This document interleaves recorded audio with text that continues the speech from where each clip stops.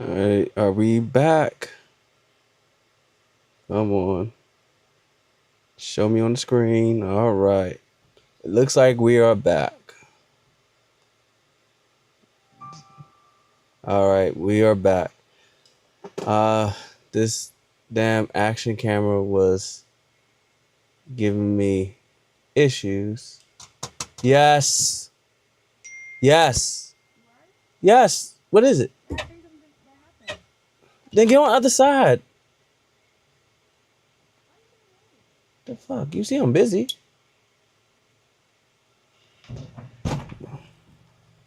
Oh, you haven't set it up yet? That's why. What do you want? Tell me what's so funny. It's not funny. It was something good, but I'll come back later. No, it's no later. It's now or never. And I can live with either one. How are you being so I'm cutthroat? I'm you wasting my time right now. I'm trying to do my stuff. This is a beauty supply store, and I didn't have enough money to get my pencils, only to get hers. And the girl ended up putting my pencils in the bag anyway. Like, straight blessed me. Oh. You have a friend now. I don't remember her face. That's so sad. I don't know. Why you being mean? I'm not. I'm busy. Next time, just say I'm busy instead of You being can so see I'm wrong. busy. It don't take a rocket scientist to see that I'm busy. You want live talking to me like that? No, I'm trying to start it. I'm not a rocket scientist. Yo, Next time, just say, baby, come back later. Tell me later. come. Don't You know what? don't spice me. It hurt my feelings. I cry Toodaloo. when you I'm talk on to me live like now. that. Toodaloo. When you talk to me mean, I be crying. You full of shit. I can tell you. Full of shit. That's what I It can tell hurts you. me so bad. No, seriously, I'm strong to the world, but not in the house. The fuck? Don't be talking to me like that. You know I would whine and cry in your chest. Stop.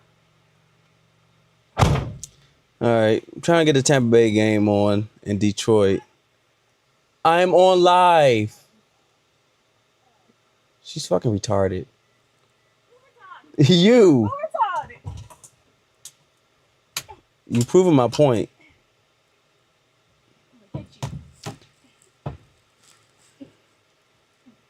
Why is this shit not working?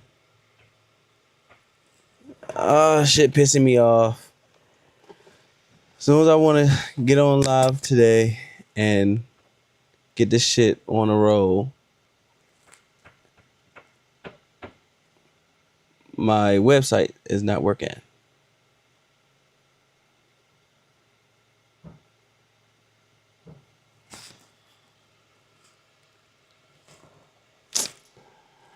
Come on.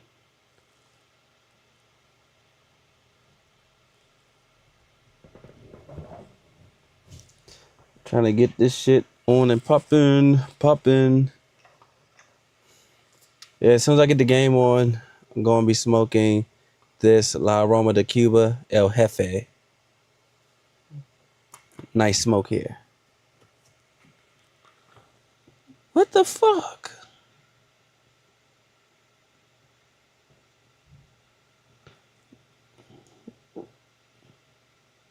I don't know what's going on with this thing. All right, what's the other one?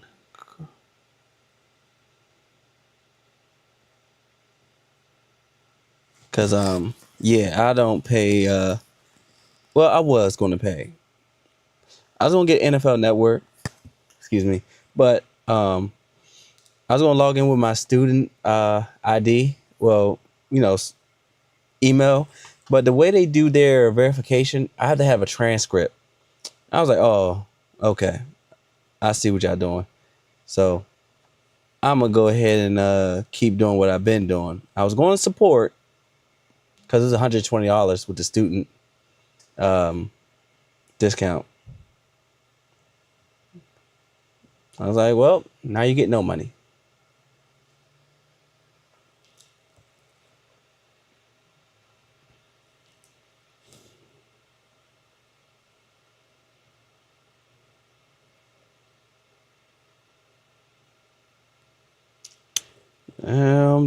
Damn.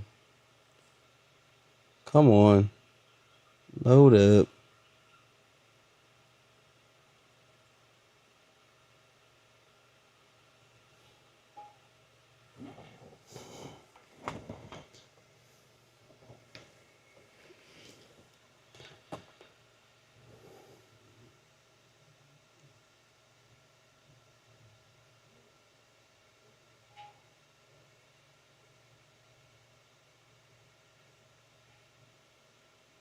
If this thing come up, it's showing me every goddamn thing but damn game.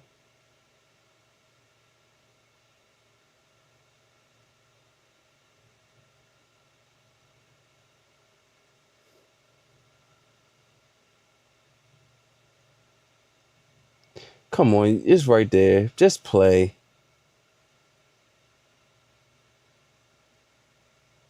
This website is pissing me off.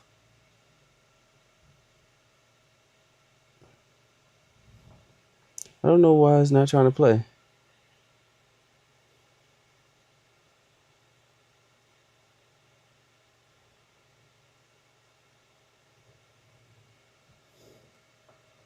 Alright. Use a different link.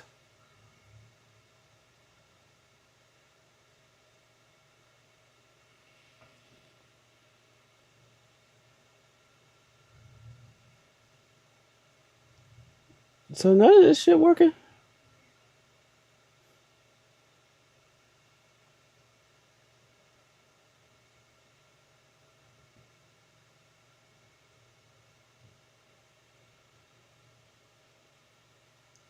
Maybe it's my Wi-Fi that's tripping.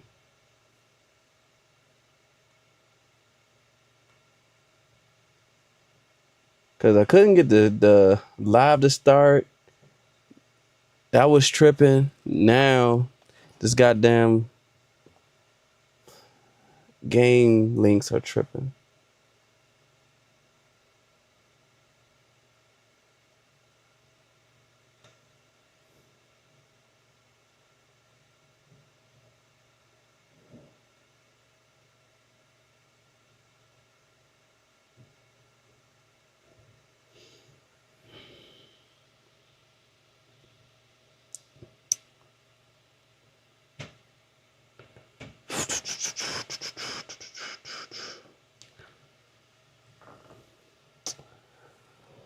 You know what? I'm gonna start this thing back up. One, you know what? Let's see if I can get it.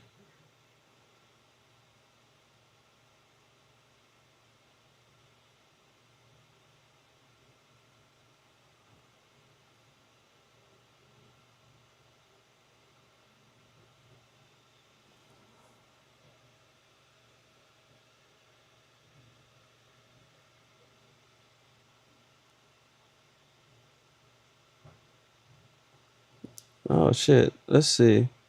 This one.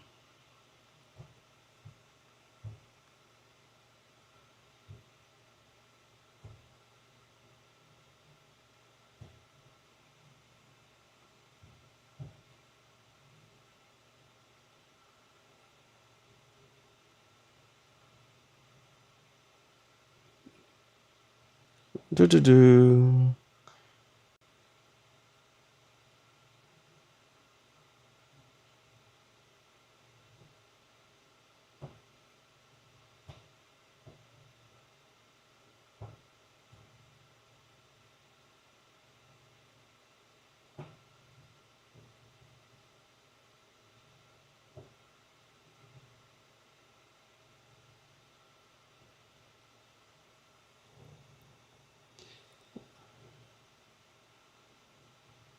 Oh, I see what's going on.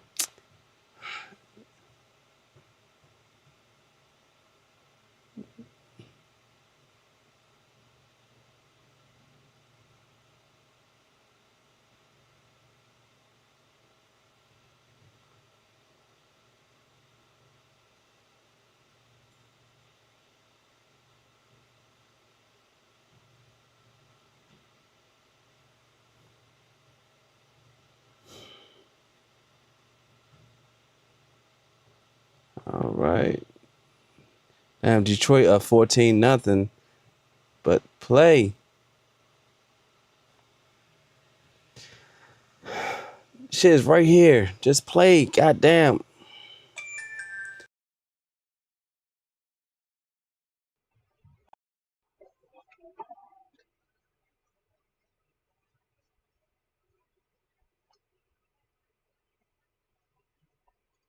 Why are you shutting off? Why did you shut off?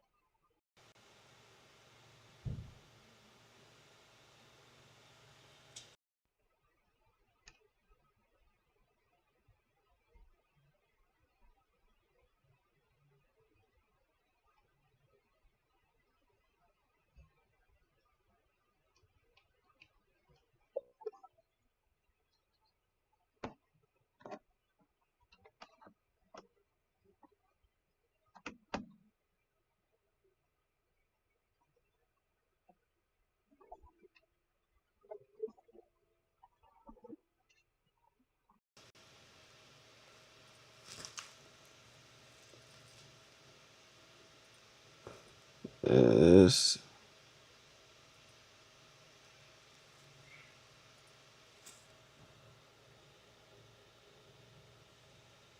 Oh shit.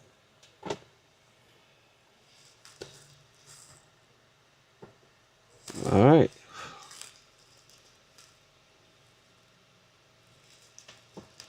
Let's back up. Still can't get this goddamn game to start.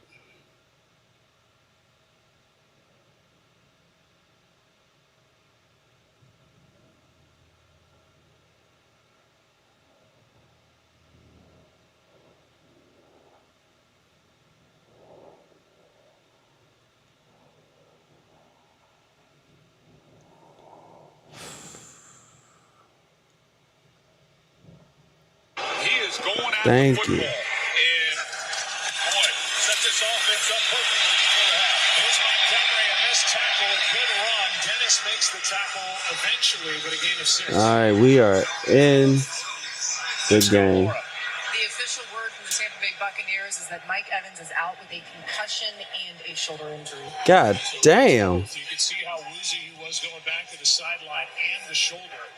So he's out. Damn. Soon as he come back. Gets the ball to start the second half. What will the score be? As Yaya Diaby gets through and helps bring down Montgomery in a loss of 2. We will be at the 2-minute warning. Come on. Lock on in. Lions coming off that loss at Kansas City. They've been impressive tonight. Lead by All right. We got the game on finally. Shit. At DQ, we've got your sweet side covered. And your crispy side covered. DQ, for every kind of craving.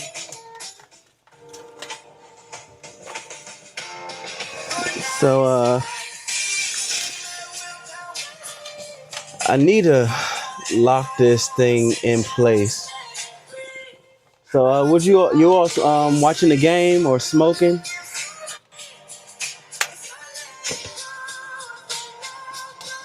Cause I need to go get these pliers real quick so this phone won't fall down. Give me a second. This is a journey no family ever expects to take. I know because my family has been where you are now. In our hardest moments, we found there was a whole community of support waiting for us. So please, let this house remind you how loved you are and how strong you are. With all our love, from one Ronald McDonald House family who stayed to another. Okay, I've grown my business to this point. Now we need financing and good advice to launch new products, find new customers, manage your inventory in real time, renovate the warehouse. No, build a new one, automate production, deliver faster to more people. And once we do all that, I know myself. So does BDC. We'll get ready for what's next.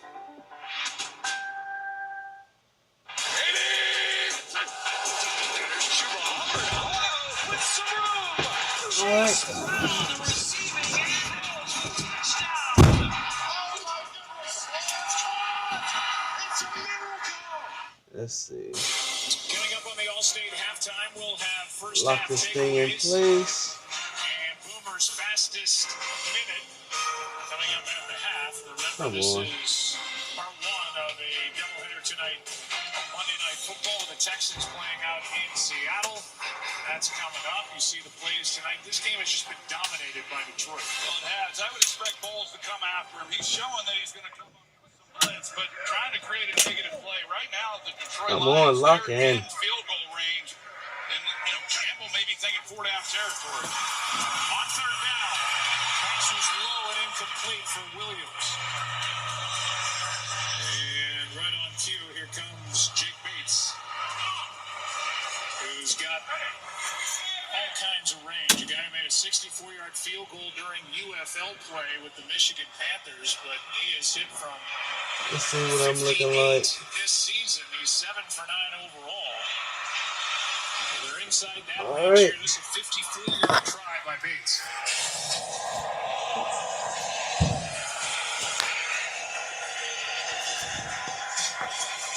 Got this good old game on. That's called. No good. they're going to get good field position. Still plenty of time on the clock. Tampa Bay just hanging in. It's a little chilly outside. Defensively. Oh shit. Nothing wrong with the snap, the hold, the kick was just yanked. And Bates is now 1 for 4 this season from 50 plus.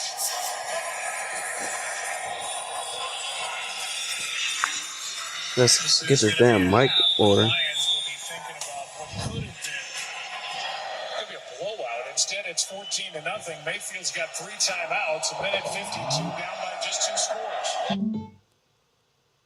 First half being held to under 40 yards of total offense. They just have not been able to get anything going. Mayfield comes underneath and is Ooh. in a fight with Mollett. That might be Mollette's ball. Oh, they call it pick? And in that wrestling match at the bottom, they're going to give the catch to Otten. As Ah. they both came down with it. Yeah, it was. You look at it; it looked like I thought he might have been able to rip it out, but he's able. Auden's able to hang on to it as well, and the tie goes to the offense. They don't look at it. It would have to be a booth review, and now they may. Ah. Here comes John Hussey. Are they going to look at that? What they gonna do? What they gonna do? Throw was high. Well, even Kate Auden, you see it's on his shoulder pad, and Mollett was right for him to hang on to that with one hand. I mean, That's his ball. great job by Kate Auden because it sure looks like Mollett has the ball.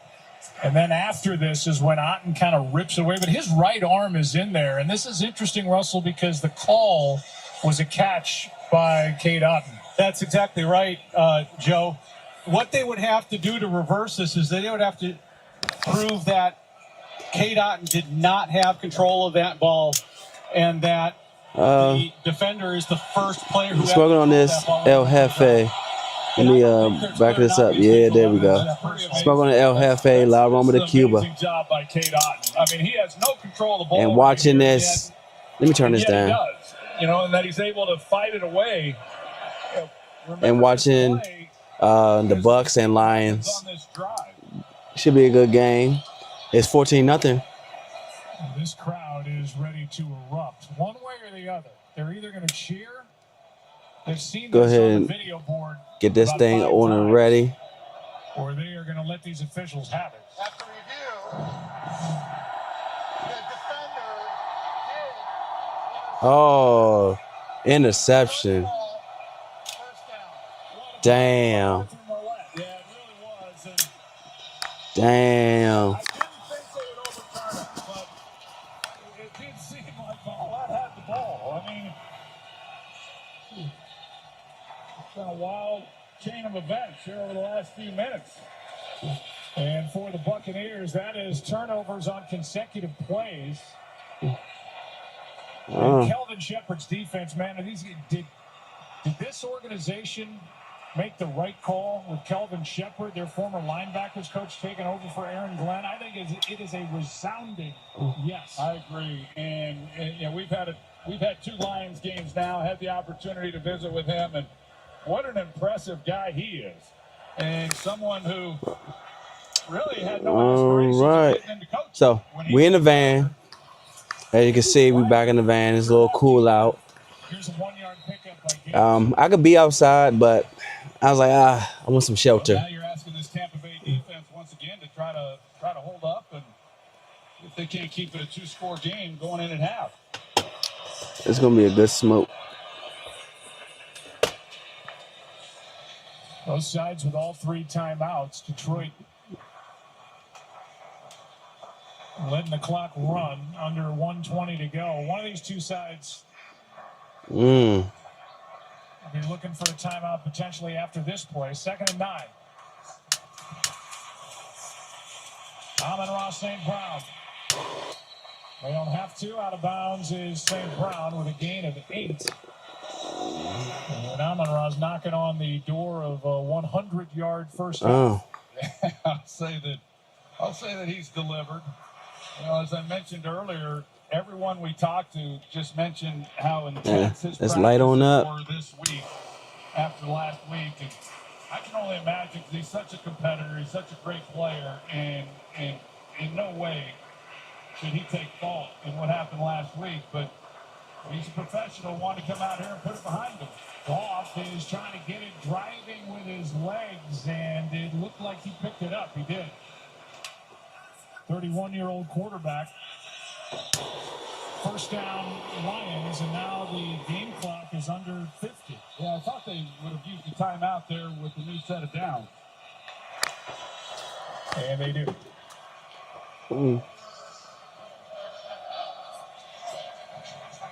Detroit's timeout. So that's are you watching the game? time now for our total replay brought to you by Pizza Hut. Here's the fumble. Robertson punched it out, got it away from Sterling Shepard, and the very next offensive play, this takeaway, literally a takeaway by Arthur Morlett. Morlett took it away from King. Come on. You know, this Tampa Bay offense has been really good this year, not turning the ball over. They had 2 turnovers coming in. And I brought the laptop with me into the van. In the NFL, and it's hard to fault the offense for those 2 takeaways. You know, you got to meet Robertson, who makes a great play, punching the ball out, and then Arthur Morlett, who makes a great play on the ball for the interception. All right, here we go. So we'll make sure. Down goes Goff. Tyke Smith. Make sure I get this chat up. And that is a big play by Todd Bowles' defense. Yeah, nobody brings defensive backs on the blitz more than the Tampa Bay Buccaneers, and Goff doesn't anticipate it. He doesn't see that he's coming. Not surprised. You know, I thought earlier on a previous possession that Bowles would try to knock him out of field goal range, and then this time he brings Tyke Smith, who has been really good as one of those guys coming out of the secondary when he has rushed the passer.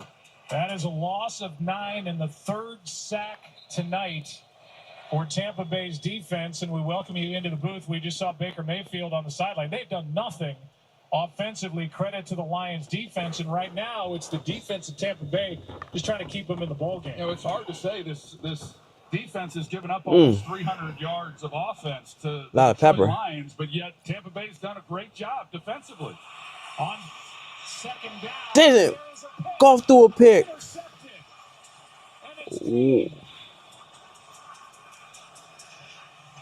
Wow. And back to work is Baker Mayfield as Jamel Dean has gone back-to-back interceptions and a 14-yard return on top of it. And it's a carbon copy of the interception that he had last week against San Francisco. He's playing a cover 2 corner, doesn't feel threatened in the flat, so he falls underneath and that outside breaking route. It's just a veteran play. You're going to watch him. He's got the flat coverage here, but if he doesn't feel threatened, he just continues to drop underneath, and then he's able to make a play.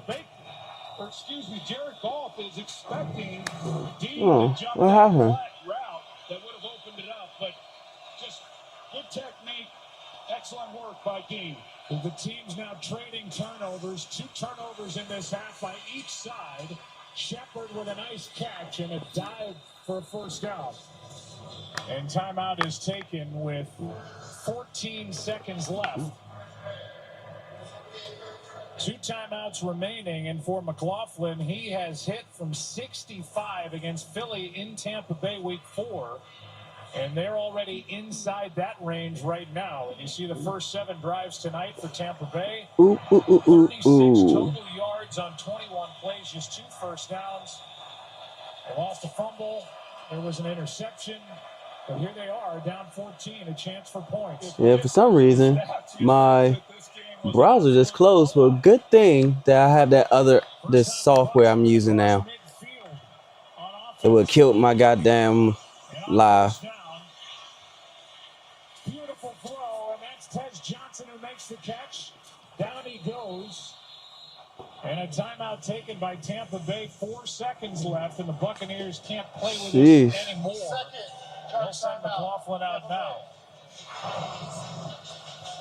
You can see the route here by Tez Johnson. This is not an easy throw by Baker Mayfield as he's moving to his left, trying to get his shoulders turned to deliver a ball on the strike, on the money with the receiver who's running away from you, and yet he's able to lay it to Tez Johnson. He makes the play knowing he's about to get hit, gets to the ground, and then they get the timeout called. So great job defensively by Tampa Bay, the interception by Dean. If they come away with points here, this is big.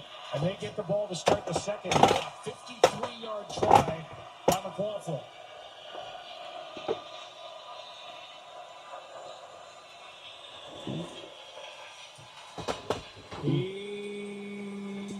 Damn, he snuck that bitch in there.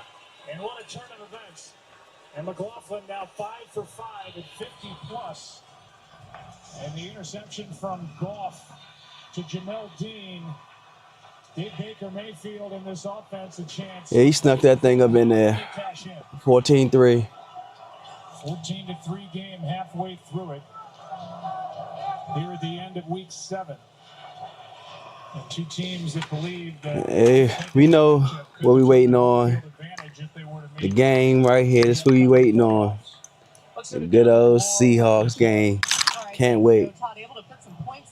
It's gonna be late, but getting the ball to start the second half. That's huge. We got to be better on first down. Obviously, we want to do a better job on first down. If we can get manageable with the sticks, we'll be okay.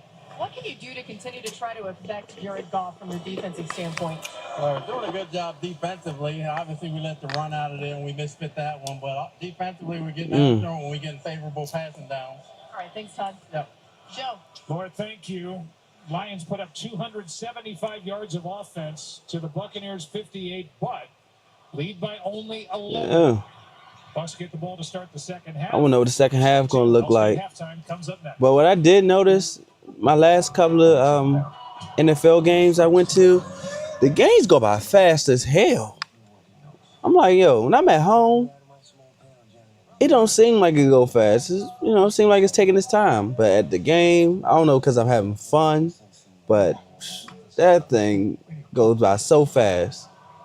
It's like as soon as you blink, the first quarter's over. I'm like, what the hell? Like, I want my money's worth. Shit. It needs to be a little bit longer.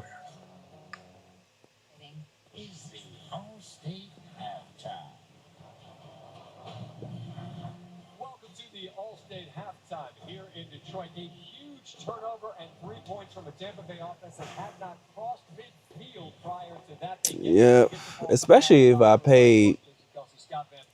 I travel to that stadium. Tampa Bay gets the receivers back, and Detroit's secondary is decimated. How well has this Lions group played? They've been absolutely phenomenal, not only stopping or keeping the Tampa Bay Buccaneers from making big plays, but making big plays of their own. And you just look at late in that quarter, we see a huge play by Meek Robinson punching the football out from Sterling. And with this El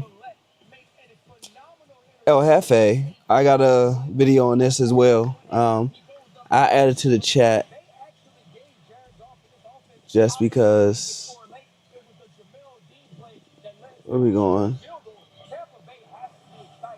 Studio. A blitz backs them up, and then a pick leads to the field goal. Meanwhile, this Detroit offense, Jason, they go out and take it down the field in 3 minutes and score, boom, and then they can take it 76 yards on a El from Gibbs. He's already Jefe. the leading rusher in the NFL at halftime.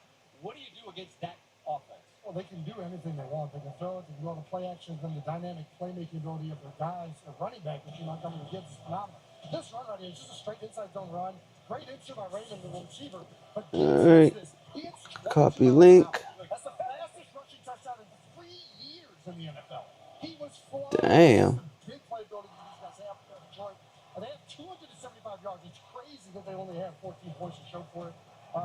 Yeah, I mean, Tampa Bay's got to get something going offensively. A couple of turnovers. They went for it on a 4th and 2 and took a shot to the end zone. Aroma. So Tampa Bay's hanging around. If you're Bulls in this group at halftime, how critical, RC, is it to get points to start the second half? It's the most critical drive of the game. I agree. Tampa Bay Buccaneers. It was huge to get those 3 points, and now if you can double up and get a touchdown or even a field goal to get some sort of momentum. All right, I added this cigar that I'm smoking into the chat since I have a full.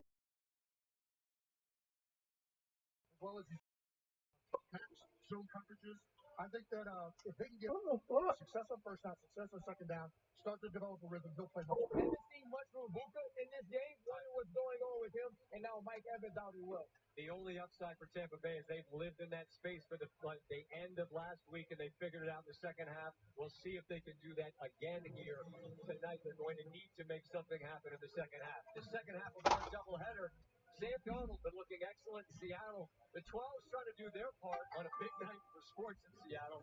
They've actually not lost on the road to defend home field, but the Texans, after a sluggish 0-3 start, look to become one of only a handful of teams ever to win the next 3 games they play to even their record at 3-3. That's coming up. We've got more at the half here in Detroit. It's the Lions by 11. You're watching the All-State halftime. All-State. You're in good hands.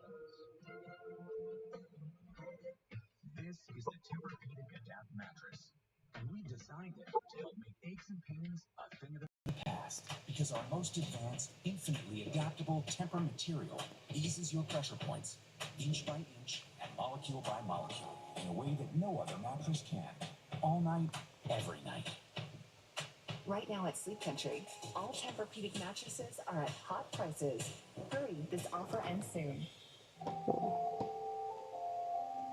At Subway Canada, we're ditching the inch with 5 6-inch subs, now available in centimeters. The difference? Absolutely nothing. Yet measurably more convenient. 5 15.24 centimeter classics for just $5.99 each. Available while centimeters last. Yeah, this goddamn action camera keep cutting off on me.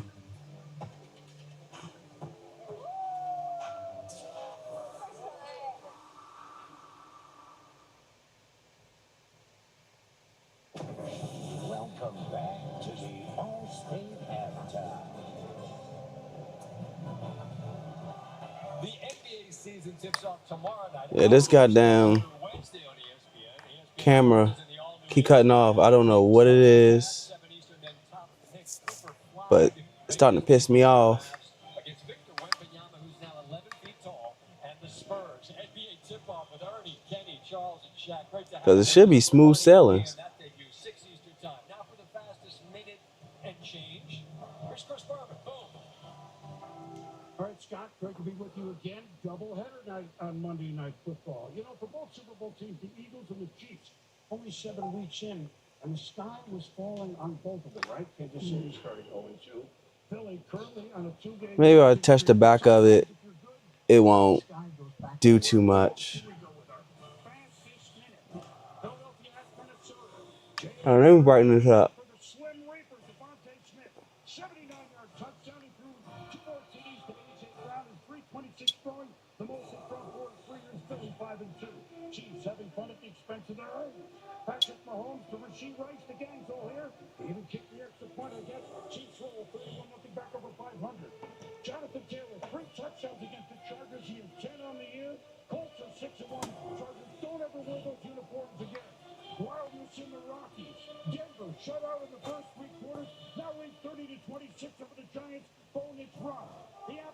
Jackson Dart, the rookie. Yes, indeed. Man, I did not expect Denver to come back yesterday. But they did. Before they went to London, practicing at 20 yards, getting their batting stroke, pitching stroke, and everything down. It worked. Matthew Stafford, 3 times with Devontae Adams, 8-5 in the game. Maybe another number 17 across down the Dodgers. Shohei Ohtani inspired him. Dodgers in the World Series, Rams in first place in the NFC West. Scott.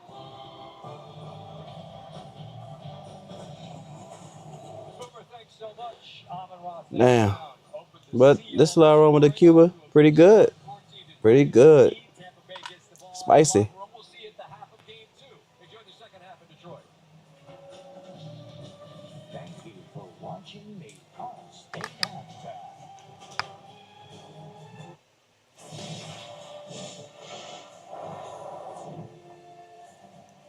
All right, you know what time it is? Very interesting first half. Chelsea, do you have your eye on anything for the second half? We'll talk about that in just a second.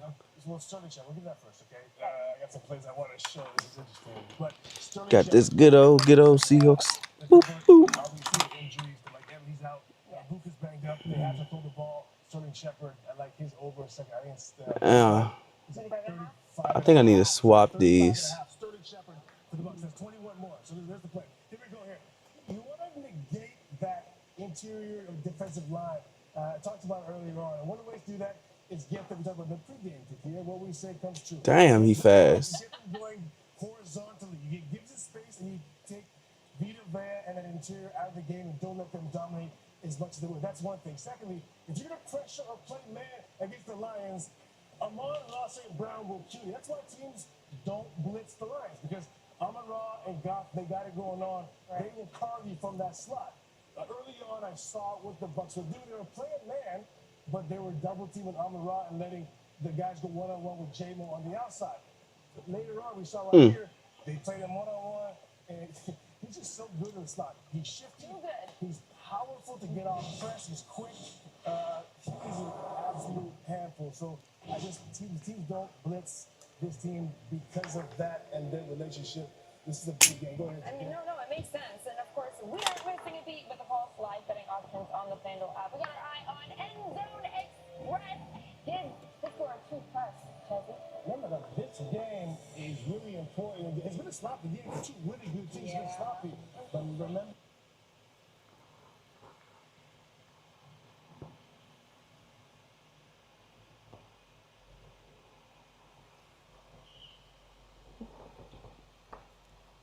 No, don't you start fucking up on me.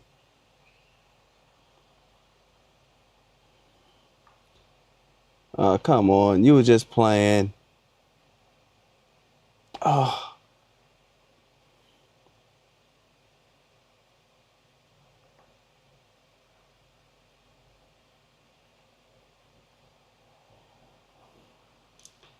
All right. That one stopped. Don't know why.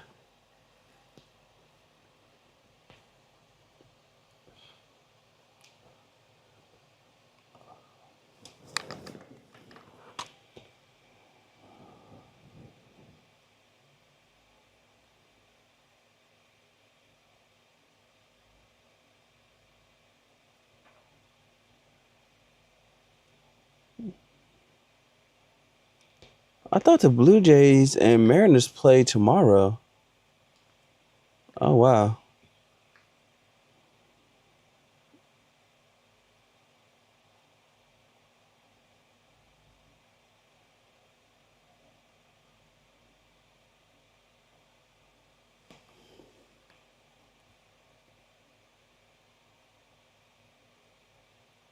The fuck?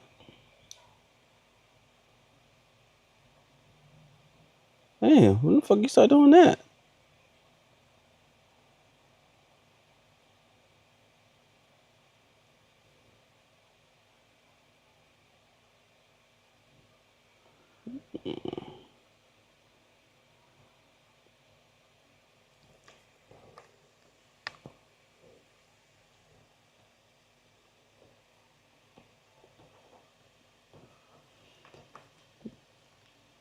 Man, this El Jefe,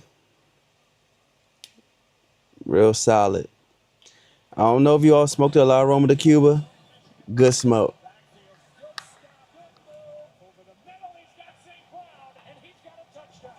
He has been a man possessed. And up the gut, there goes Gibbs. Foot race, touchdown Lions. You're not going to catch Jameer Gibbs. No, you will not get everything you need to win game day at Target. As we get set for the start of the second half.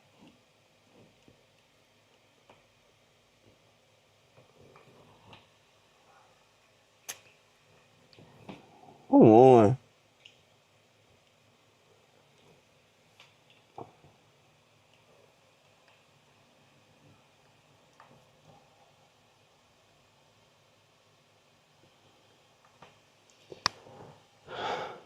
This little bitch keep fucking around. Detroit Buccaneers about to get the ball in a 14-3 game. Points right before the half by Tampa Bay after the interception by Jamel Dean. Joe Buck for Aikman. And, I mean, offensively, what's Tampa Bay's got 58 total yards in this game. That has got to get better right now.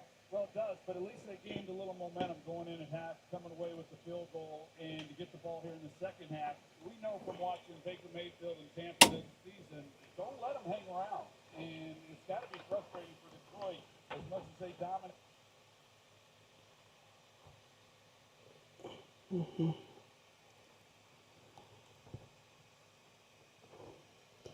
Let's see.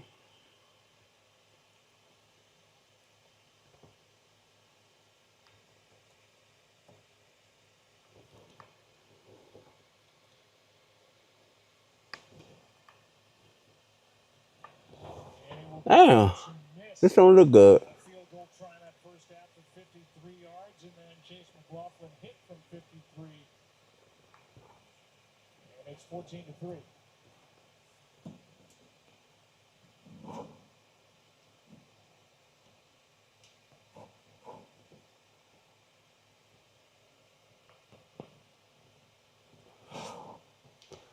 Damn.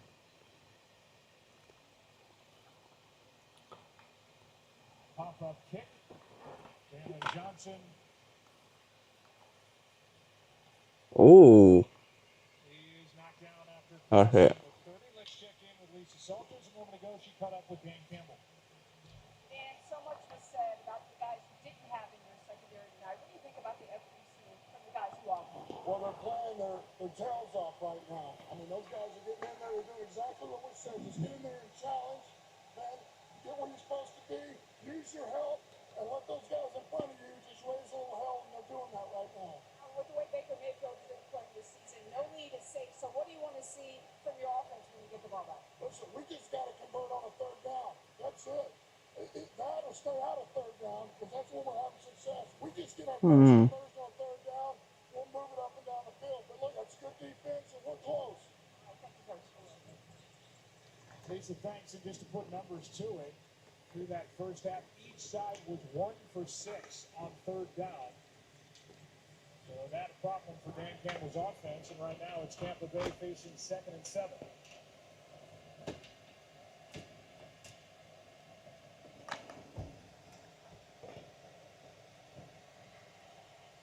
Mecca, their leading receiver, just 1 catch. Oh, there's one catch. That's what I like. Because he was torching our asses. Damn. As soon as we say his name.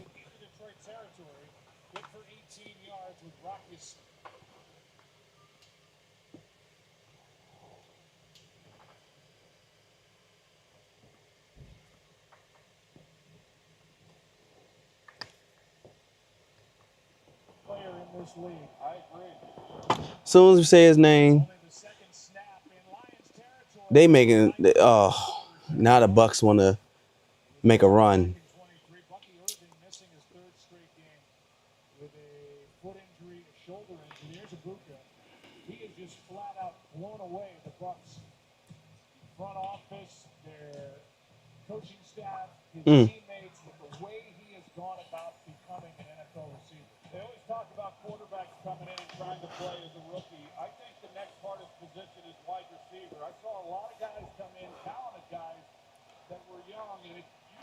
Whew. This pepper's starting to ramp up. They're wired differently. They've been trained differently. We know he has at Ohio State. Baker has time. There's a boot down. Oh, Incomplete. damn. Almost had him. Robertson right in the back. And he was back there deep with Thomas Harper. Yeah, I mean, he's so open. And Baker, he gives a little move, and then he hesitates right after that move by Abuka. And he's just not able to get enough on it because you want to try to lead him out to the left boundary to keep him away from the safety. But that ball obviously wasn't even close. Look at Abuka keeping his arms down, not letting Robertson know the ball is on its way. Come on. Why can't... First down, Tampa Bay. A third down conversion, a gain of 4 as he worked against Arthur Millette. Shit, I'm trying to find some place to mount it because it's not working like it usually do today. Well, that's the start. Because just like what we heard from Dan Campbell, he talked to Lisa Salters, they got to get a first down. Neither team, you mentioned it, Joe, has been good on third down. Same for Tampa Bay.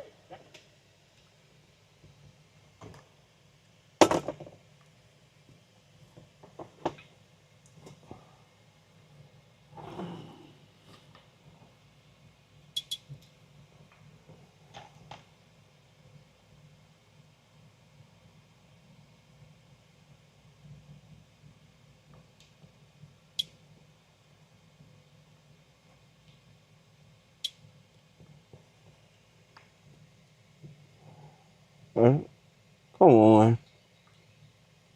Don't freeze on me.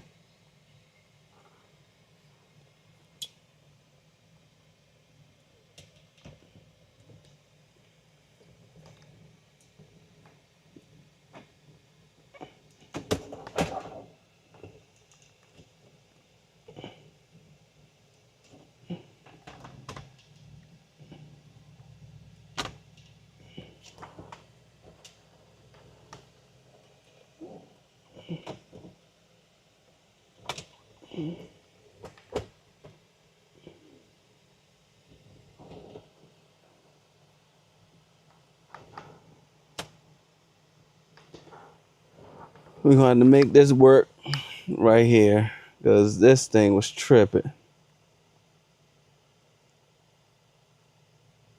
Straight tripping.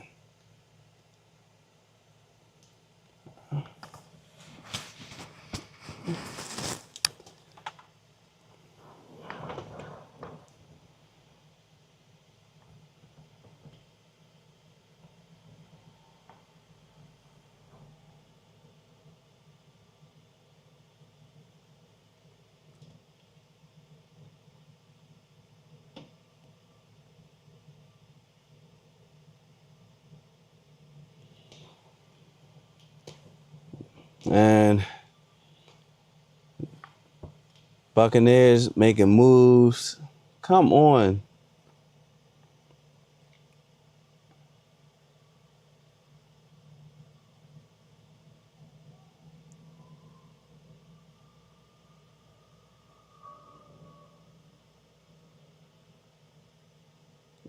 Oh, where the other one is at?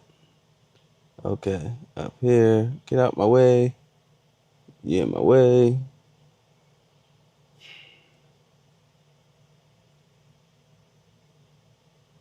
Oh, fuck. That bitch don't work. Come on, load up for me.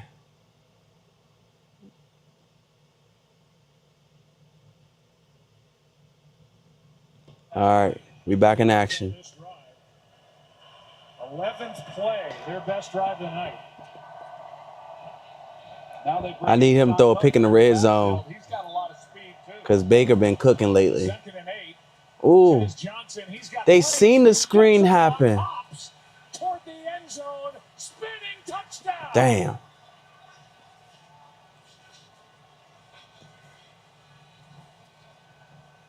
Just a fantastic run after the catch by the rookie Tez Johnson, a 7th-round pick, back-to-back games with a touchdown. And Charlie Heck, the right tackle, he made an outstanding Buck block. scored. And then you get help from Ryan Miller at wide receiver. Here's a look at Heck, the right tackle. I mean, he just takes his man right out of the frame. They set it up perfectly. Graham Barton, he's out there as well. But at the end of this play, number 81, Ryan Miller, he makes the key block that allows Tez to cut back inside and score. And Tampa Bay is going to go for 2. It makes it a 3-point game. They spread them out. Damn, the latency on here is crazy. Shepard in motion. Baker looking left. Over the middle. Broken up. And what a play by Nick Whiteside. Yet another guy. Let's see if we can fix this. First-year player is Nick Whiteside, a free agent added this year. He's been on the 53-man roster since the Kansas City game, and what a play to knock it away from Cade Otton and keep this a 5-point game. Touchdown, Tez Johnson. One-score affair in Detroit.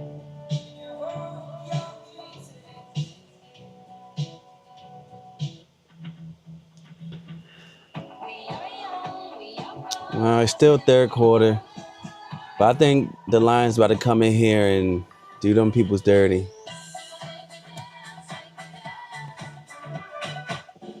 Do you take this woman and her USAA membership to have car insurance and home insurance, life insurance and banking from this day forward? I do. I do too. USAA, for the military community and their families. When you play Monopoly at McDonald's, Yeah, I'm still working on this. Let me bring it back because the light is a little bright. But, damn. Supposed to have a soft diffuser on in the light, but the lights still seem harsh. iPhone 17 Pro. At T-Mobile, get the new iPhone 17 Pro on us. Plus, save up to 20%. Check the math. This right here, ESPN Bet, this is the sports book that gets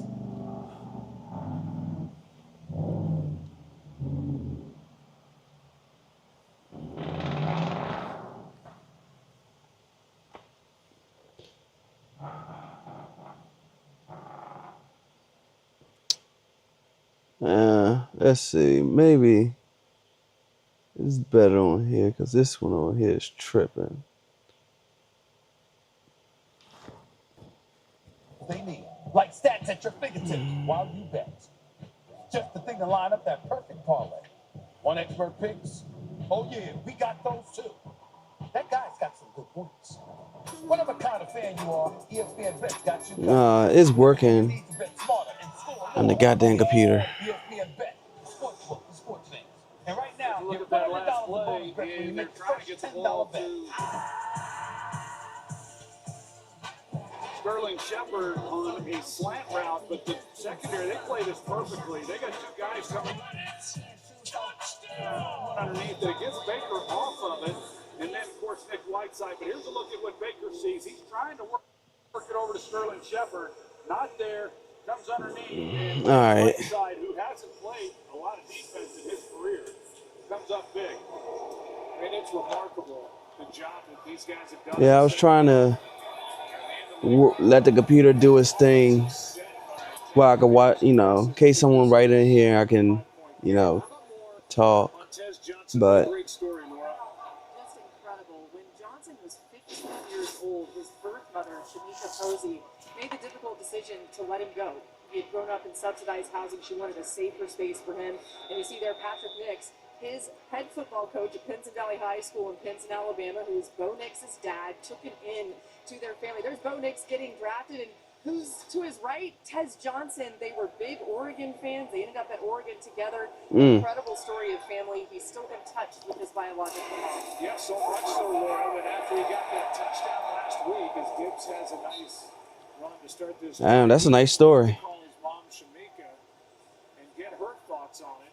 It's just a great story, and Patrick and Kristen Nix, the job they did opening their home to Tez Johnson. I'm going to also create a Rumble because, you know.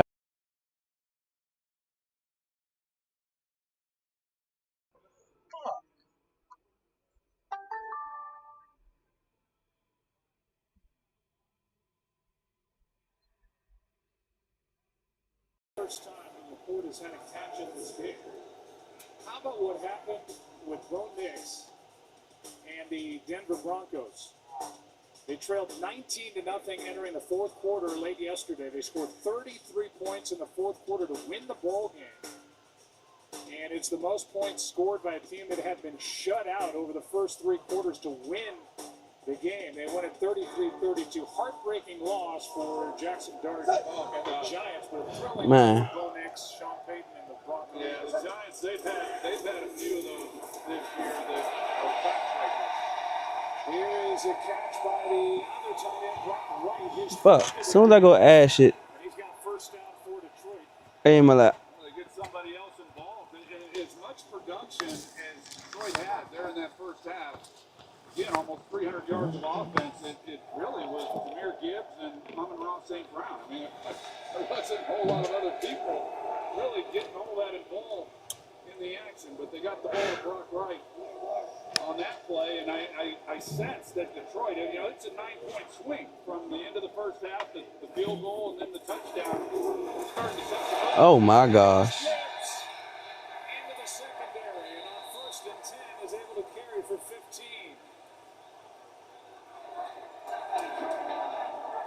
He's 15 yards downfield before anybody kind of gets near him. Watch the hole that opens up and the vision that he has. I mean, the lane right through there. Look at all this space. I mean, I thought he was going to be gone because now he's just one-on-one.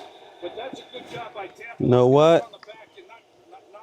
So this thing don't cut off for me. I have. The last line of defense just has to get the ball carrier on the ground. He's got 181 yards from scrimmage. Gibbs. They look for the ball. They broke a tackle in the field in a short gain this time. The first guy through was Logan Hall. He couldn't bring him down, but he gained 3. You stick with it, and keep running the football, and then in the second half, it starts to pay off a little bit. And we've seen, Jahmyr Gibbs break the long one in the first half and just keep wearing them out with it. He has outgained the Buccaneers 184 yards to 130 in what is a 5-point game. That's the rush yards in this thing here. Come on. Come on.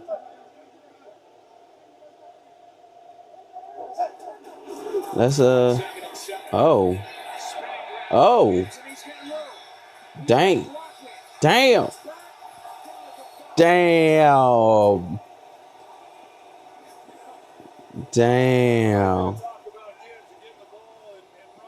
What's up?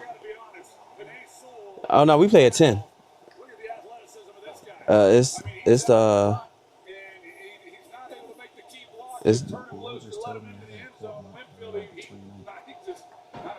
okay. No. Oh shit, you got something to do November though. November 6th or November 9th. Call your PO and let him know you have something November. Damn. November 6th or November 9th. I can't remember. Call him tomorrow and make sure what it is. I'm gonna be at work. I ain't gonna have time to call. Oh no, the office open around 3. Alright. Alright, but I'm gonna send it to you. And it is feeling like Gibbs and this offensive line said, we'll take care of this. Well, Dan Campbell said the least. Damn. They running that ball on them. It's crazy.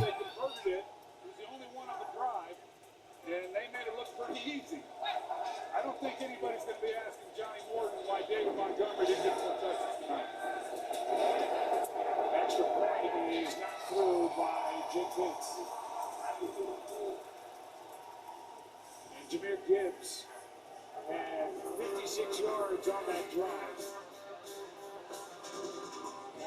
And they saw. I think this guy's an outlet 6'5", 335. He can run. Why not run behind his side? Lions have their lead at 21-9.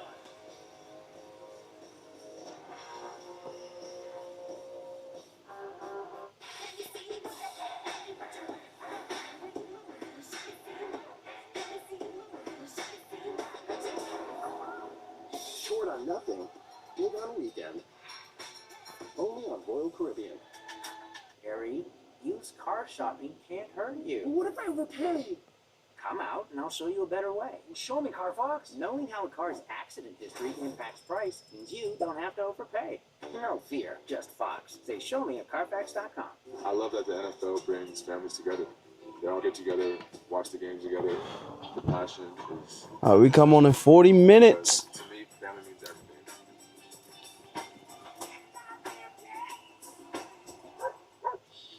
Most men over 40 look into Let me go on and see this. Instagram.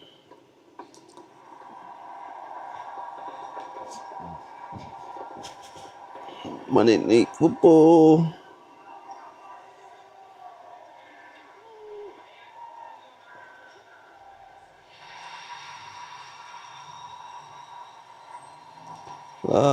Ashton.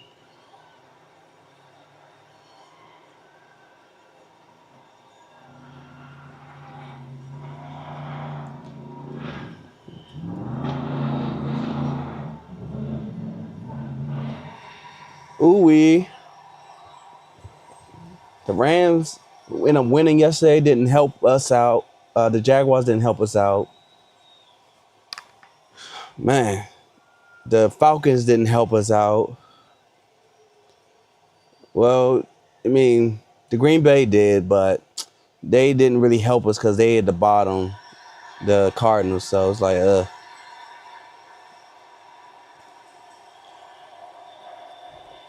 Michael Bubbins, it's time for the...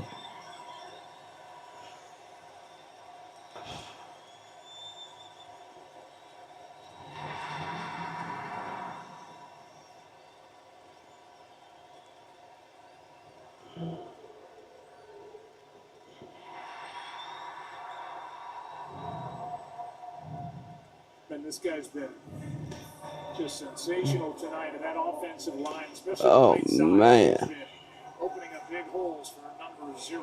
That offensive line is put on track tonight, and their offensive line coach, I need to see if Woolen playing today.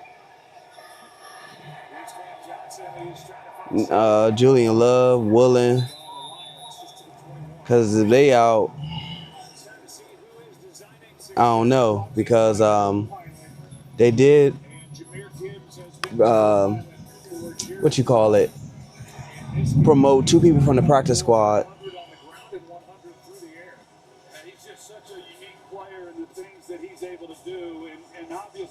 Hey, this suit nice as hell that Abe Lucas got on. He look like he from London. like I said, you're just not going to catch him. But he's a much tougher runner than he probably, I don't want to say he doesn't get credit for, but it's not something people readily talk about because he is so dynamic with his speed.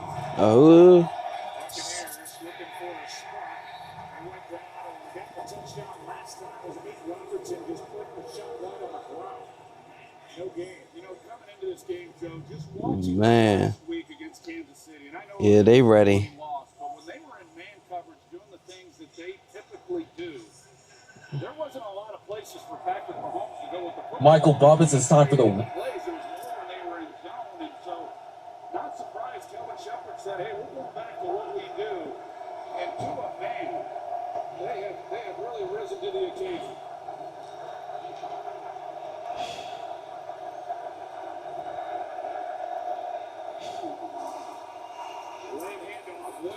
Come on. Thank you. Tackle his ass. Thomas Harper makes the tackle.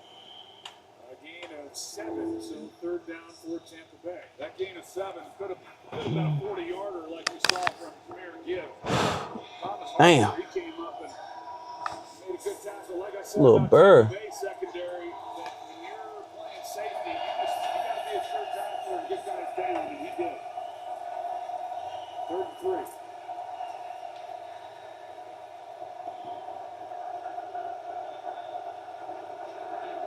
Come on. Why don't you show me?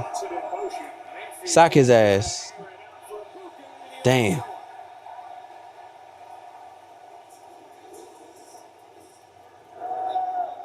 And it's 4th down. The punt team comes on for Tampa Bay. A good route by Ibuka, and Mayfield has him. He gets in behind the defense with the man coverage you see, and just lay it. And he's not. He was a little off, and then with the pressure, just not able. What the fuck is going on? My Wi-Fi. They may have just lost another player. Rocky Yassin. I saw him grab. Yeah, he grabbed the back of his leg and he kind of jogged off with stiff-legged over to the sideline. Lions obviously can't afford to lose anybody else as the punt by Dixon drives Raymond out of bounds and a flag is down.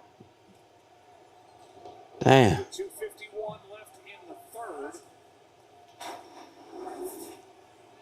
And here is Yassin coming to the sideline. Everybody keep having hamstring.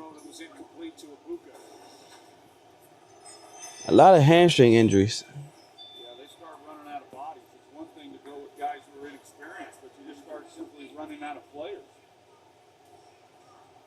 Dan Campbell's secondary is down its entire week one starting group to begin this game, and he would never know it with how they play. Especially against an offense and a quarterback that really has been red hot. Still waiting for the call. A member of the kicking team went out of bounds on his own. That is a 5-yard penalty. Detroit is elected to enforce that foul from the succeeding spot. First down, timeout. So we'll take a break in a 12-point game. Tampa Bay trying to hang in this ball game as you are watching Monday Night Football.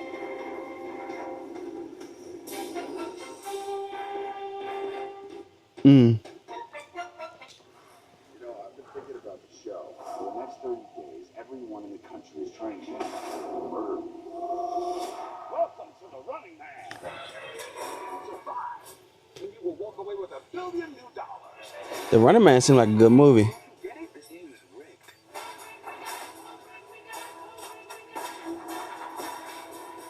What is happening? Welcome to the Running Man. The Running Man. You trade along right now. Only beers November 14. Week 8 of the NFL season kicks off with Thursday Night Football starting at 8:15 p.m. Eastern on Prime Video. Stream games live on your mobile device with NFL Plus. Some people are worried that they. All right.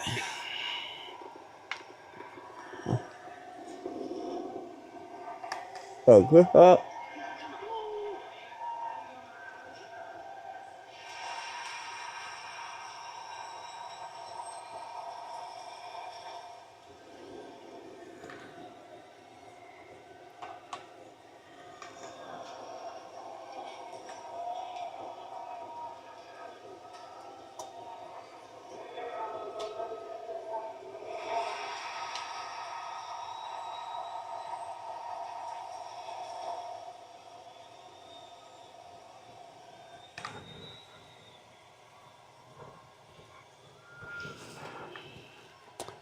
Whew.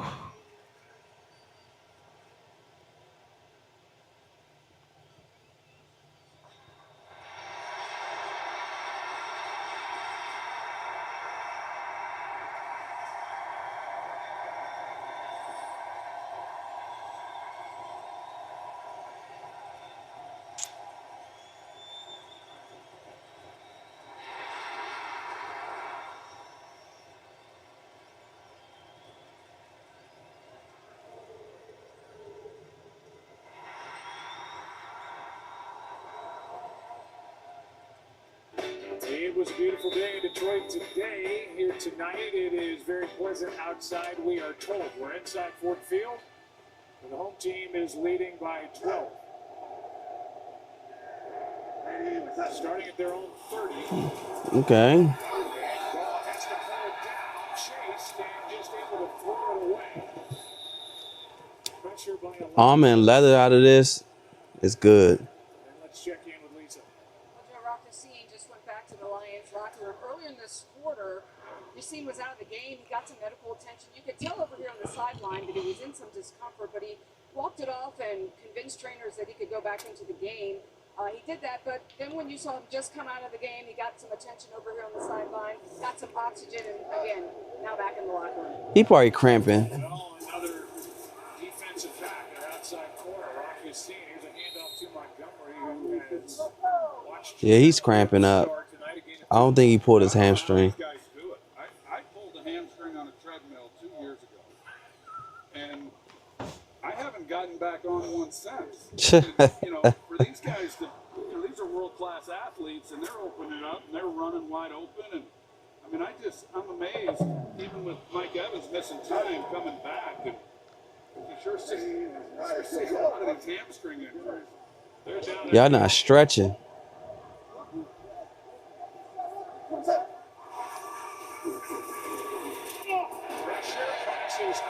We'll see where they put it down. Close to first down yardage with Porter, and they're going to give it to him. So you're telling me, you're admitting to the television audience that you're scared to get back on the horse. You will at your age of 50, whatever. I was walking like Rock Yassin for about 18 months after I pulled it, and yeah, I'm scared to death to try to open it up. And you even know where your hamstring is. Standing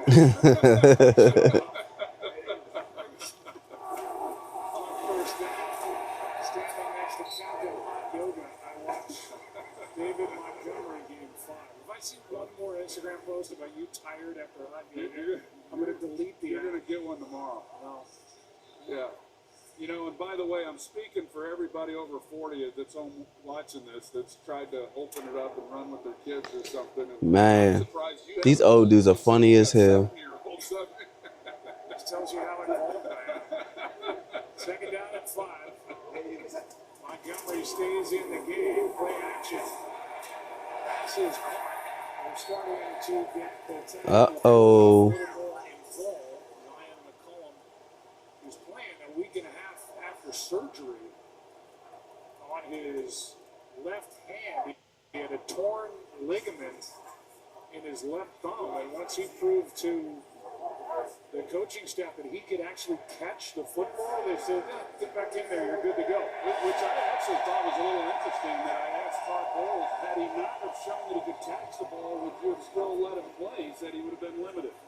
And it just was important to Todd Bowles to know that if the ball came in his vicinity, that he could not only make a play on the ball, but catch it. And skipper in the game, an extra offensive lineman. Damn. Fighting for first down yardage is Montgomery, and he's short. And that's the end of the quarter. So Dan Campbell, the ball sitting right at Oh, they hitting tonight. field inside Tampa territory, will get a chance to see if he's going to go for it. Fourth quarter in a 12-point game.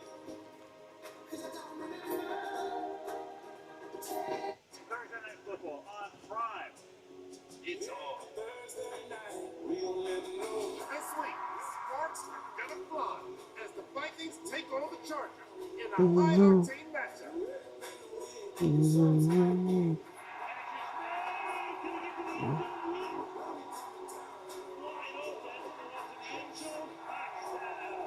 Stream Thursday Night Football, Vikings, Chargers at 7 p.m. Eastern, only on Prime. I need police and an ambulance immediately. What kind of man would let this happen to his family?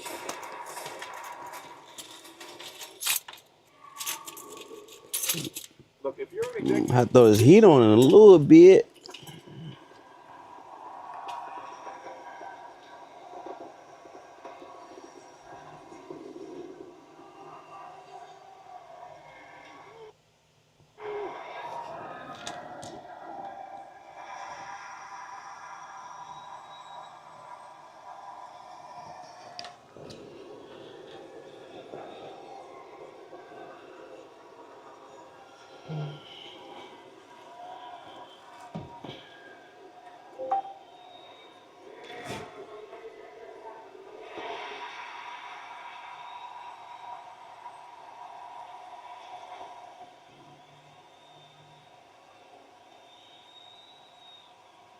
Come on.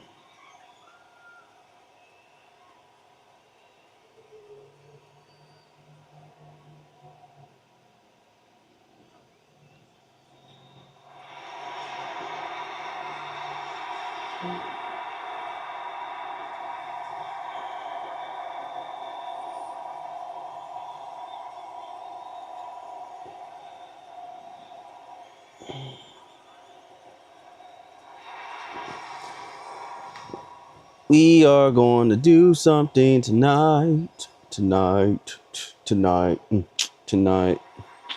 We got 25 more minutes to kick off. Start of the fourth quarter, the offense out there for Detroit. Dan Campbell told us if you love the players, you love the play. What does it matter where you are on the field? The ball is just inside Tampa Bay territory, and they're going to go for it on 4th and 1. I think Tampa's got to be happy they are. If they can make a play here, they get a short field and a chance to climb right back in it. Gibbs in the backfield. They hand to St. Brown. He pitches to Gibbs. And front for him. Where are they going to put it? Well, it is tight. And they're giving him the first down. They had multiple chances to bring Gibbs down after that pitch by St. Brown. And the first guy to miss was Anthony Nelson. That's the toughness I talked about a little moment ago. Damn. Jameer Gibbs. I mean, and it's all him because he is short there of the first down after 4 guys had gotten a hit on him, and he fought for that one. So first down, block keeps. This is Raymond and Khalif with a gain of 2.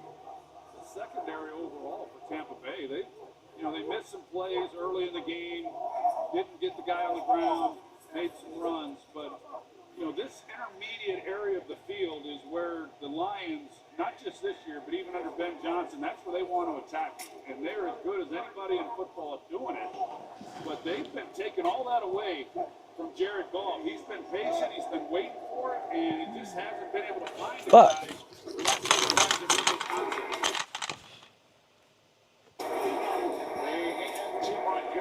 Gervasi Dennis makes the tackle, and now Detroit is faced with a 3rd and long after a gain of 2.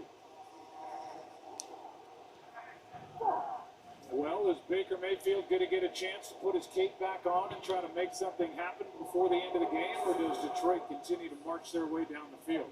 Well, they're battling the clock at this point, but if they can make a stop, see the Lions and what they've done leading in the fourth quarter. But they've got to make a stop here on this possession and see if they can't allow Baker a chance to get them back in it. Here comes a blitz. 3rd down and 6, and the pass is incomplete. And a stop by this Tampa Bay defense, and the punt team comes on for Detroit. Yeah, 0 blitz by Todd Bowles. He brings 7 guys. They just locked up and going to get the ball out of Goff's hands as quickly as possible, see if they can't make a play, and it worked. He's been very strategic on when he's brought the pressures tonight. And I thought it was interesting in talking with him. He said he worries more about what he's shown as far as what he's going to do blitzing as opposed to what the offense has shown they can't handle.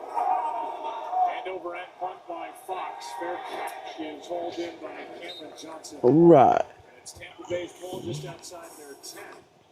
Don't forget, coming up, that matchup in Seattle, Texans, Seahawks. Sam Darnold off to a great start with his new team.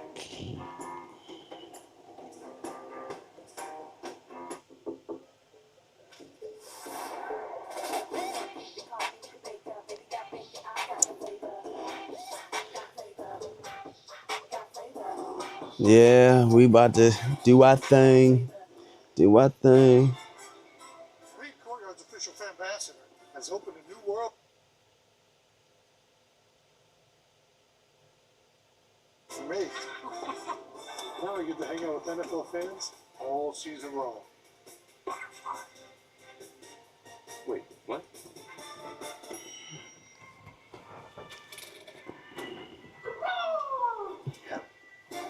See you on game day.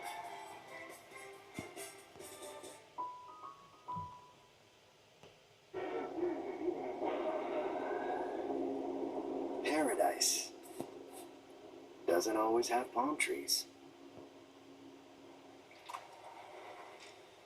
Corona, La Playa awaits. Cole's associate asked if I needed help. I asked if she could follow me with a second cart. Let's roll, Dad. Shop Kohl's lowest prices of the season. Find teas that last, home essentials, jeans, and more at Kohl's and Kohls.com.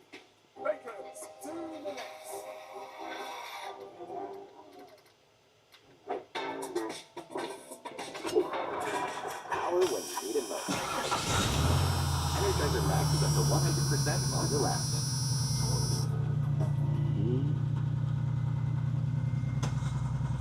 It's the dog park.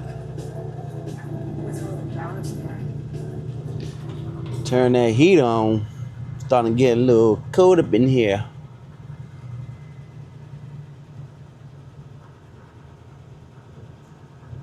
And the people you see that you don't really know because it's the dog park. It's a dog park. Brought to you by Progressive Pet Insurance. What are you eating? What are you eating? Open your mouth. Open your mouth.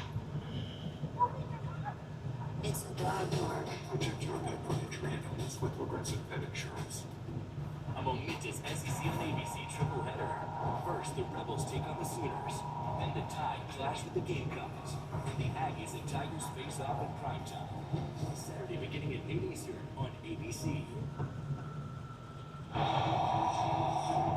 65,000 people can make a lot of noise, and alert from our Skycam is powered by Verizon.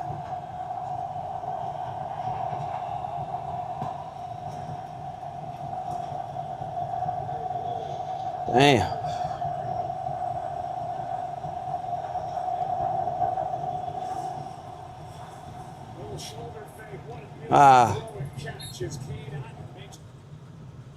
Come on, come on.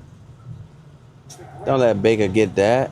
And a good start to this drive for Baker Mayfield, a gain of 20. That's a great job by Baker Mayfield. He gets a little pump fake to hold the Meek Robertson out here. If he stays flat, it opens up the, it's a tight window. You got to beat the safety then with the football and line that ball in there.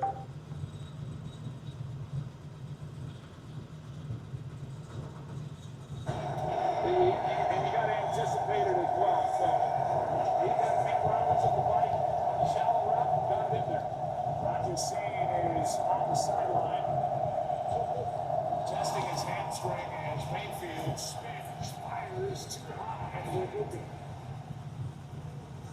So you show Roger Seen, who is likely not coming back, and then who's going to get more playing time? That's going to be Nick Whiteside, who we already saw make the play in the end zone. I mentioned has played a lot of defense coming into this game. He had only had 15 career defense. Come on, Detroit. Get them off their high horse. This is a little new for him tonight, but he's held up just a little bit bad. Play clock is at 3. Time to get set. Just got it away. Blitz. Mayfield in the That's happened. The first-year safety who came up to make the stop at game 6. You kind of feel like, take a look at Josh Lazard putting this together, and there's no doubt, everyone knows The photos. Baker Mayfield's gone through a few offensive coordinators, but he and Josh Lazard are on the same page. And that's why we've seen Baker continue to play at the level that he has. There's a chess game right now between Lazard and Kevin Shepard.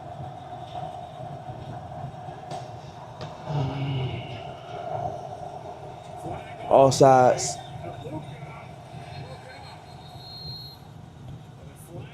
Man, Baker trusting Ibuka, man. He tried to fit that thing in the double.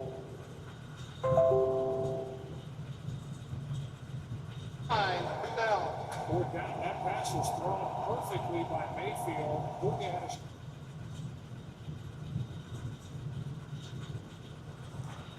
What's going on?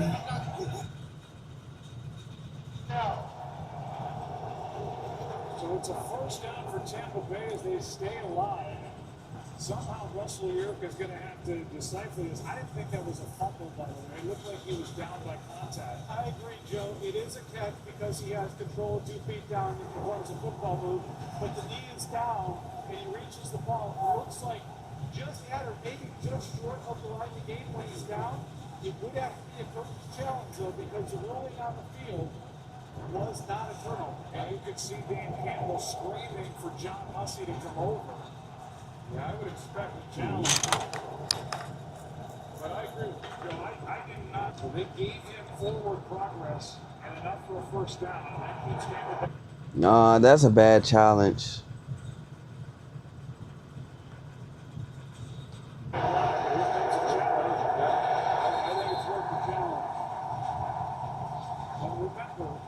Call on the field is that he got the line to gain and a first down. And every look we've had shows it is awfully close.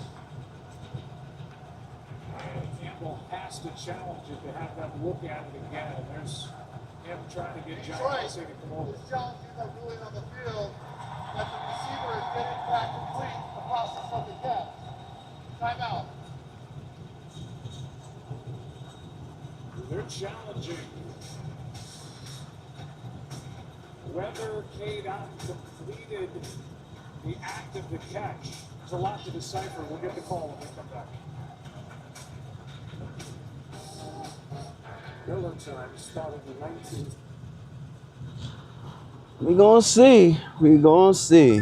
75. And the clock's still ticking.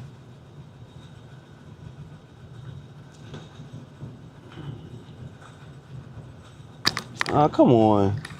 Why are you doing this to me?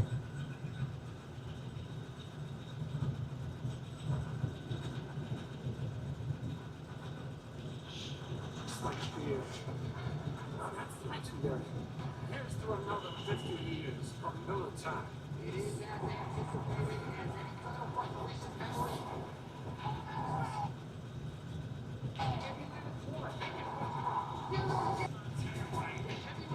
Action.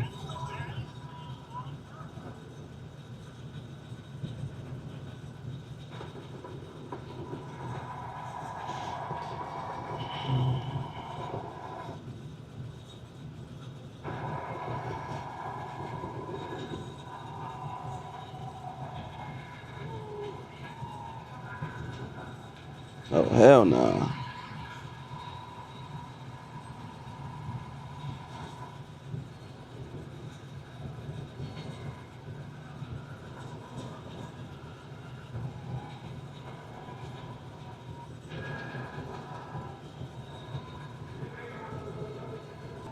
Man, which one did I buy?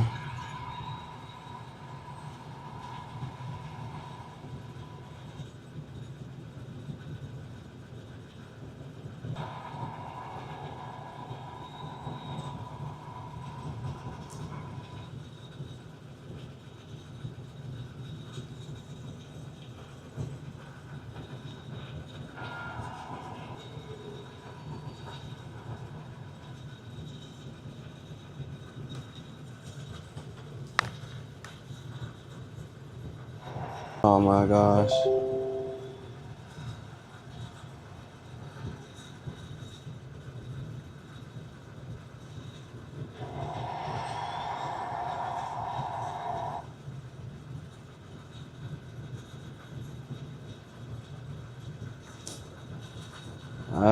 I did pay 20. What? Sunday? Cade Otton looks short on the line again. And Baker. Thursday. Mayfield can't believe it. They came back out thinking that the short of first down yardage and it's line full. That's why John Hussey is the referee. They're going to try him back out. Correct the call. Probably a good thing for him that we're in Detroit and it ended up in the Lions' favor. But you see the disgust from Todd Bowles. That's a hard one. It's a hard one based on the rule, but I do think they got it right. I do too. And Russell does, believe me, a lot of. I want to know why Amazon, like, you got Prime. Why is it taking 6 days to get your shit? It's right there. It's so close, but determined to be short. Great effort by Cade Otton, and now Detroit's ball. It's a very different play.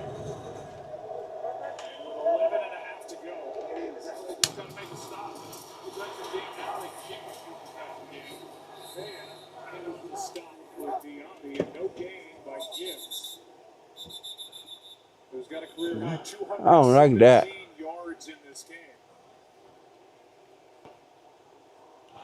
And Son Reddick is down at the end of that play.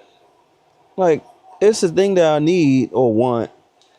And it says I'm not going to get it to Friday. Another one says Sunday, Friday, Sunday. Like, Second down and 10 for Detroit. why am I paying for Prime? As Baker Mayfield and the Buccaneers ask for another stop here from their defense. Back after this.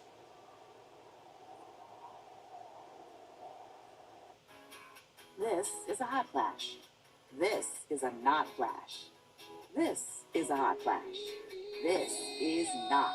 If you have hot flashes and night sweats due to menopause, ask about Vioza, the #1 prescribed hormone-free treatment approved for moderate to severe vasomotor symptoms due to menopause, so you can have fewer hot flashes and more. I really don't understand the reason to pay for Prime. The number and severity of hot flashes day and night.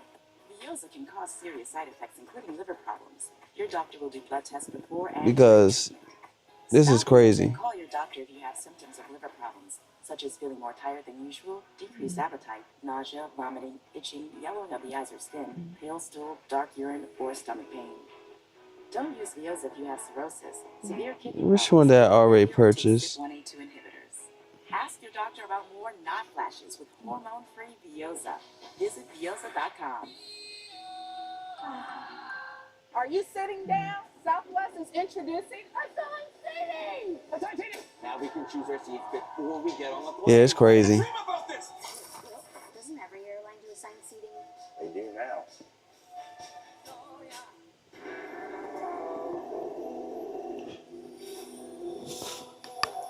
And I need the Lions to do something. I need them to score one more time to kind of like put the game out of reach. But after yesterday with the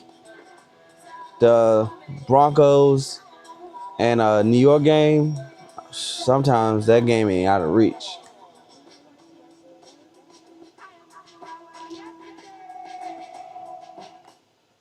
Domino's Best Deal Ever is back. Any hand tossed pan, thin crust, or New York I style. purchased one of these already. $9.99 online. Last time you got Sausage, bacon, chicken, spinach, buffalo sauce. What are you gonna get this time? Get Domino's $9.99 Best Deal Ever before it ends Sunday. I live in Losco, Scotland, and I'm a huge Texans fan. Kilts are all about Scottish pride. Now they're about pride in my favourite team. It's an electric sports night here in Seattle. Fans are watching the Mariners Oh, yeah. while also getting ready to see one of the most explosive offenses in the NFL, led by Sam Darnold and Jackson Smith and Jigba. Now, those two will have their hands full tonight facing one of the league's best defenses. Houston only allows an average of 12 points per game, so something's got to give, Joe, Troy. Yeah, and we were just talking during the break. You've been watching Sam Darnold, and you're blown away by how he's looked. I think he's playing his best football. That's high praise considering the season he had last year for Minnesota.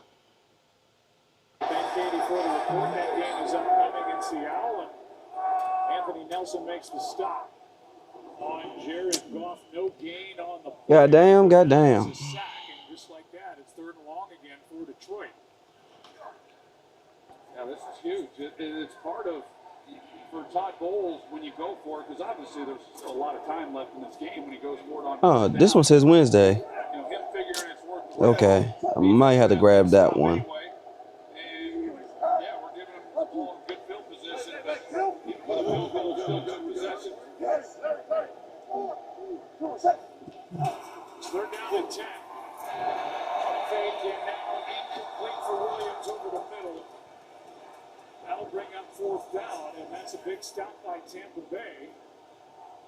With the ball sitting just outside the 40, they're going to bring Jake Bates out to try a long field goal. Yeah, I just think this secondary overall has held up pretty well. You know, a lot of the big plays, catch and run, and come to the running back we saw earlier in this game. Defensively, they don't look like much, but I like this secondary. Some good young players.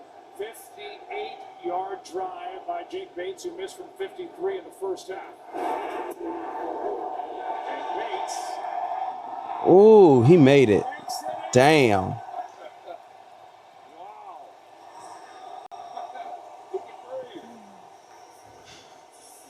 Damn, that motherfucker clanked in. 2 for 5 from 50 plus. They're wondering if it. Take another look. Some are saying it might not have gone in.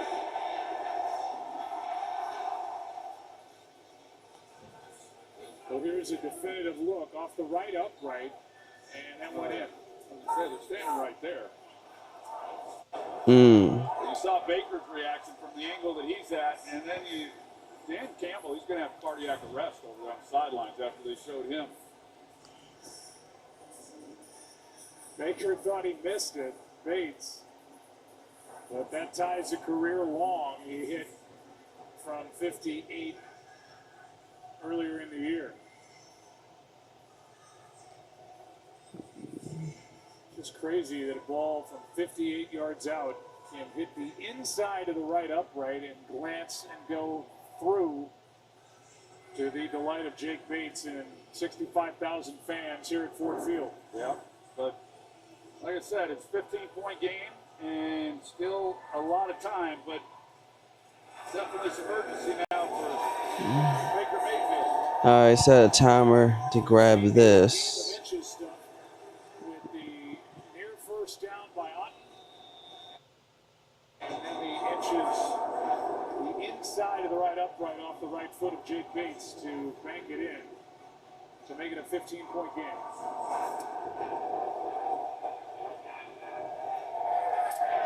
Cameron Johnson from the 1.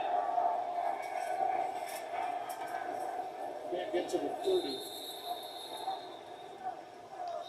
And back to work is Baker Mayfield. The Lions had the fourth most wins in the NFL from 2022 to 24, averaging 12 a year. Went shopping for their assistants. Ben Johnson was hired by the Bears and Glenn by the Jets, but Dan Campbell, he missed out. And John Morton is now the offensive coordinator. They bring him back from Denver. And Kelvin Shepard, we talked about him tonight, the job he's done. Yeah. Elevate him, the defensive coordinator. He's done great. They had those shelves stocked with big onions, too. Yeah, you saw that, did you? On first down. Here's Mayfield. There's and a clear first down this time. Damn. As he plows through a couple of would-be tacklers for 13 yards. Just under 10 to go.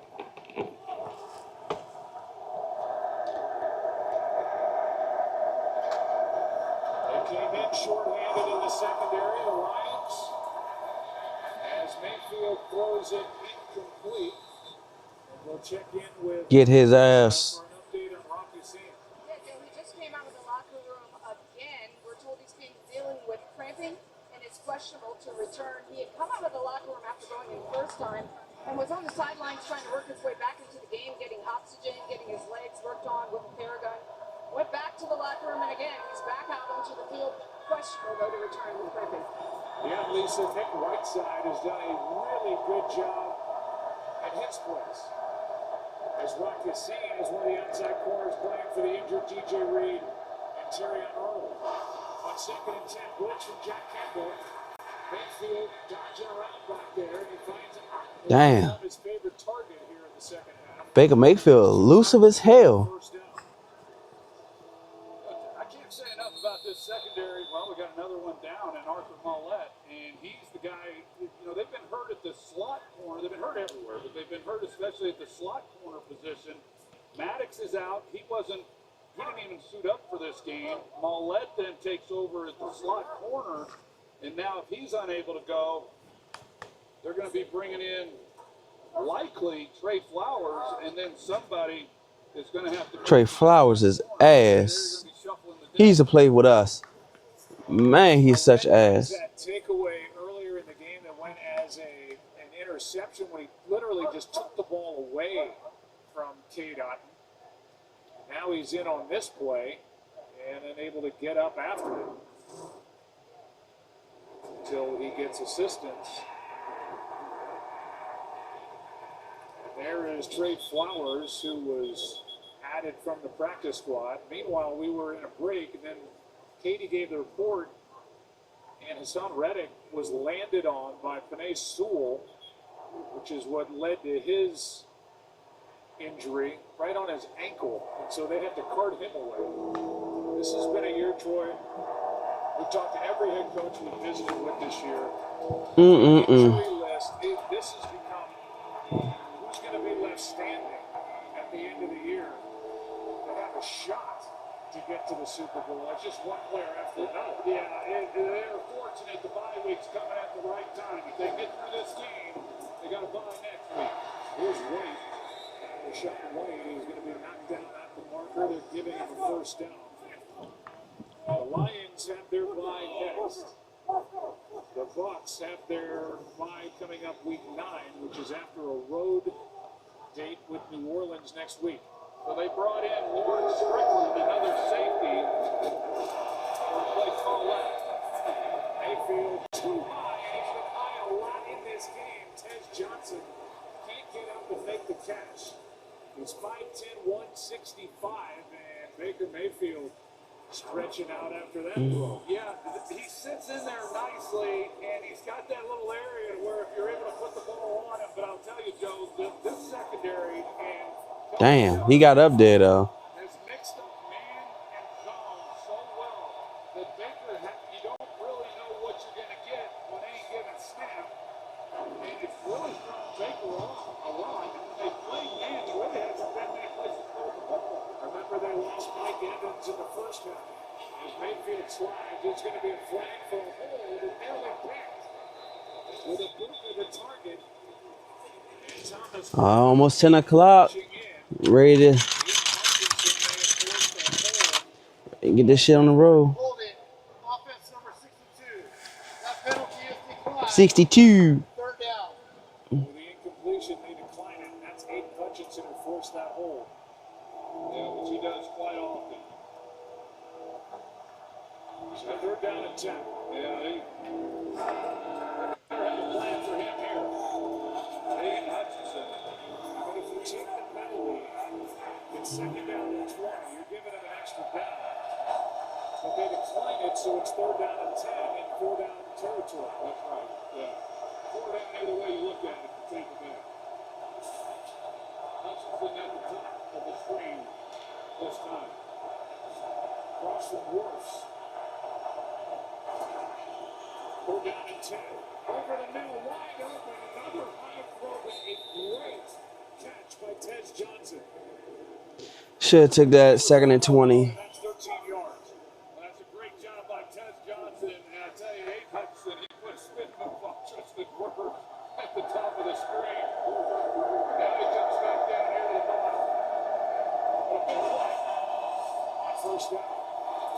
Mayfield has to come underneath to Rashad White. And it's well played by Howard, who's moved into the nickel corner spot. Man, it's starting to get good. Yeah, Tez Johnson, he's been showing up big. Guy's made plays when he's had an opportunity. The catch he made last week for the touchdown was amazing. That was another one. There's the move. You don't see Christian Words get pushed around. Take it down and Sack him. Find it. Oh! still loose.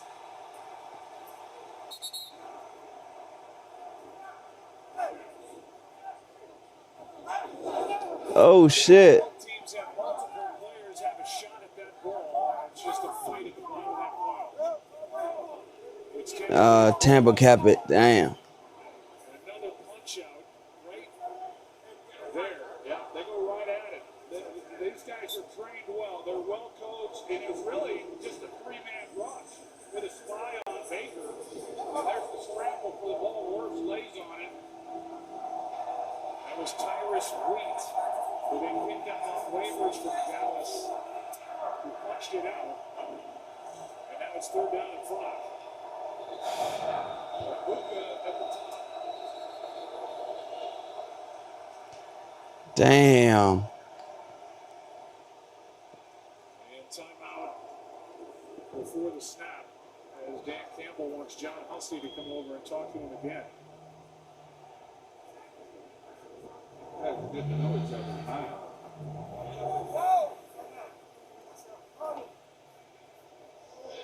Challenging that the runner was down by contact short of the line of the game. Well, he's short of the line of game, but I guess just with regard to getting extra yardage. because it's a manageable third down here. Yeah, that's an odd challenge. Obviously, he's definitely short of the line game. I thought they were going to challenge the recovery, and I didn't see anything that suggested anybody other than Wirfs recovered that ball. But by challenging the line to gain, Joe, to your point, they can't get the ball adjusted. They'll just lose the challenge because they're obviously not going to. They're not going to change the line to gain. And you see the opportunity that Tyleik Williams, a rookie, had to get that ball first, and then somehow Wirfs gets down there and gets on top of the ball. Tampa Bay keeps it. See, it's between his legs. Damn. And then John Hussey said the challenge was that Detroit was challenging the line to gain. Well, they're nowhere near that. It's third down and 5. Line to gain's at the 25. The ball's sitting at the 30. Cousins kind of went, all right, what exactly are we looking at here? Here's the best look at the entire thing. There's the punch out by Tyrus Wheat. Williams has the shot at it, can't come up with a ball. And then eventually the ball is recovered by on the 29-yard line, right where they have it. After review, the runner did in fact fumble the ball, but it was recovered by an offensive player in advance of that recovery. We are going to charge Detroit a timeout for an unsuccessful challenge. If it was under 2 minutes, then it would have worked.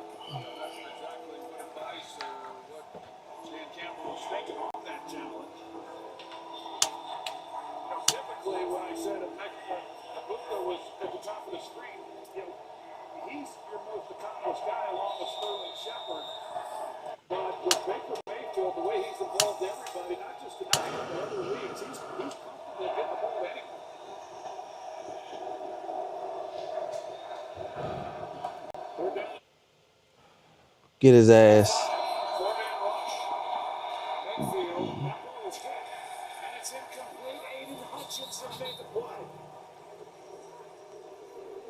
And that'll bring up fourth down. Yeah, they have White here to help, but he doesn't give any help. He just releases and doesn't give any type of chip. And Hutchinson's one comes in and gets the hand on the ball. And this guy's just absolutely relentless. To be able to go around the top like that, Cigars hurts the head and make a play. Just an absolute bore. Brings up another fourth down. Okay, come on, last play before I get on to the Seattle game.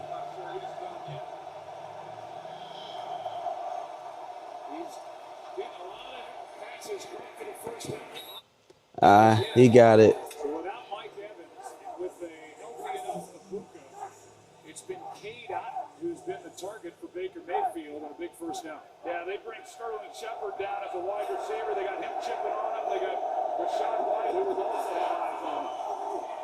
Mayfield protected by Shepard, and that's a short gain to the 20.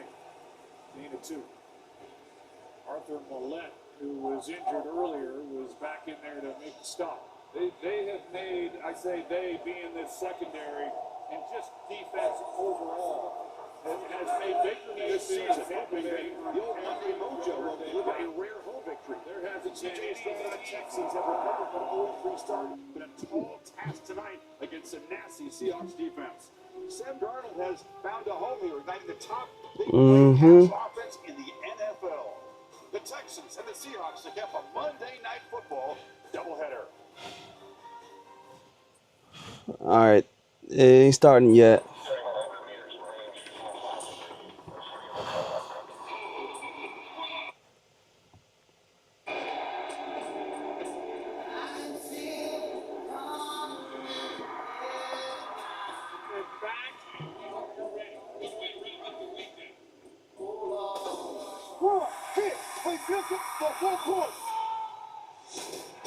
Had him.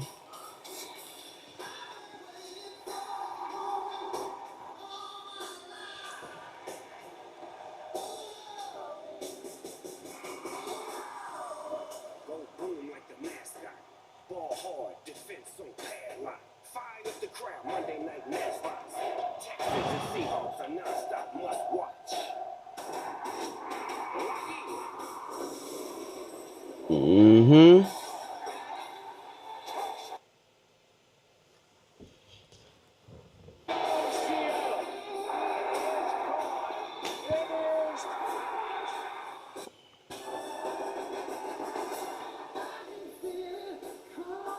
In the air tonight. Oh, Lord.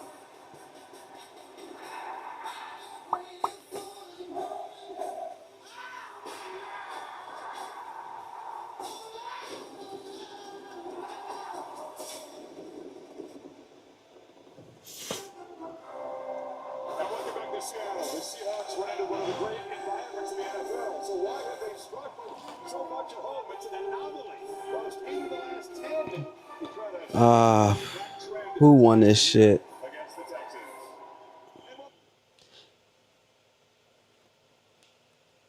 Chris Bauer. Ooh. Seattle up 3-1. Mariners.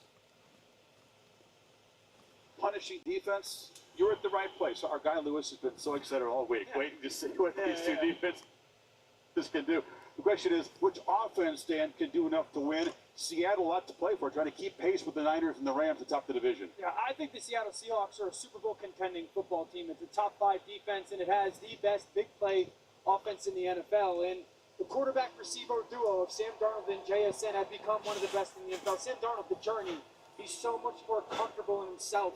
And then JSN is strong, he's sudden. At times, it feels like he is uncoverable. That duo, with a fantastic defense, makes this a team in the NFC. It's cold in Seattle, boy. I can tell you that now. They got the ski mask on. Let me put 50. Oh, it's 54 degrees, same as here. But they by the water, so that's a different type of cold. They have got pass rushers galore up front, and they have got studs and absolute hunters in the back end. You start up front with Will Anderson Jr. and Daniil Hunter. Will Anderson's one of the best pass rushers and egg run setters in the NFL. Daniil Hunter, 16 sacks over the past 2 seasons in the back end. Folks, I am just telling you, Derek Stingley Jr. is one of one. This guy is put together like Saquon Barkley playing corner. It's just unbelievable to look at. And Kamari Lassiter, he is no slouch whatsoever. This could be a titanic battle, offense versus defense. They look impressive on tape. They look really impressive in person on the field. C.J. Stroud doesn't often have to produce too much to get wins. It's a challenge. The protection's been really an issue for Houston. Can they hold up tonight? Yeah, it's going to really be about C.J.'s leadership. There's a lot of other things, X and O-wise, that we'll get into as far as the things he's going to have to really deal with. But primarily, it's about his leadership, keeping his cool as chaos inevitably breaks out around him, because it always does in NFL games right there. So for him, it's about breaking in the young wide receiver core, playing the game efficiently and on time, and making sure that they win the turnover battle. It feels like he and they in Houston are kind of searching for 2023 again. Lewis mentioned new pieces on the perimeter, an offensive line that they're patching together, and a second offense in 2 years. And so for him tonight, early downs, completions, and discipline will go a long way. And this home crowd advantage is 12 man helped deliver a Seattle victory. A couple of legends from the Seahawks Super Bowl champion team. Cam Chancellor, Earl Thomas. Oh, they raising the 12th flag. Cam Chancellor, Earl Thomas. It's time to raise the flag here.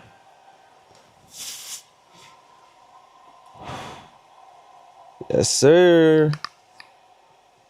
Mariners trying to hold a lead up in Toronto. Seahawks hoping to handle business here tonight. Houston won the toss and deferred, so we'll see that nasty Texas defense going against Sam Darnold. Oh, it's loud in there. God damn.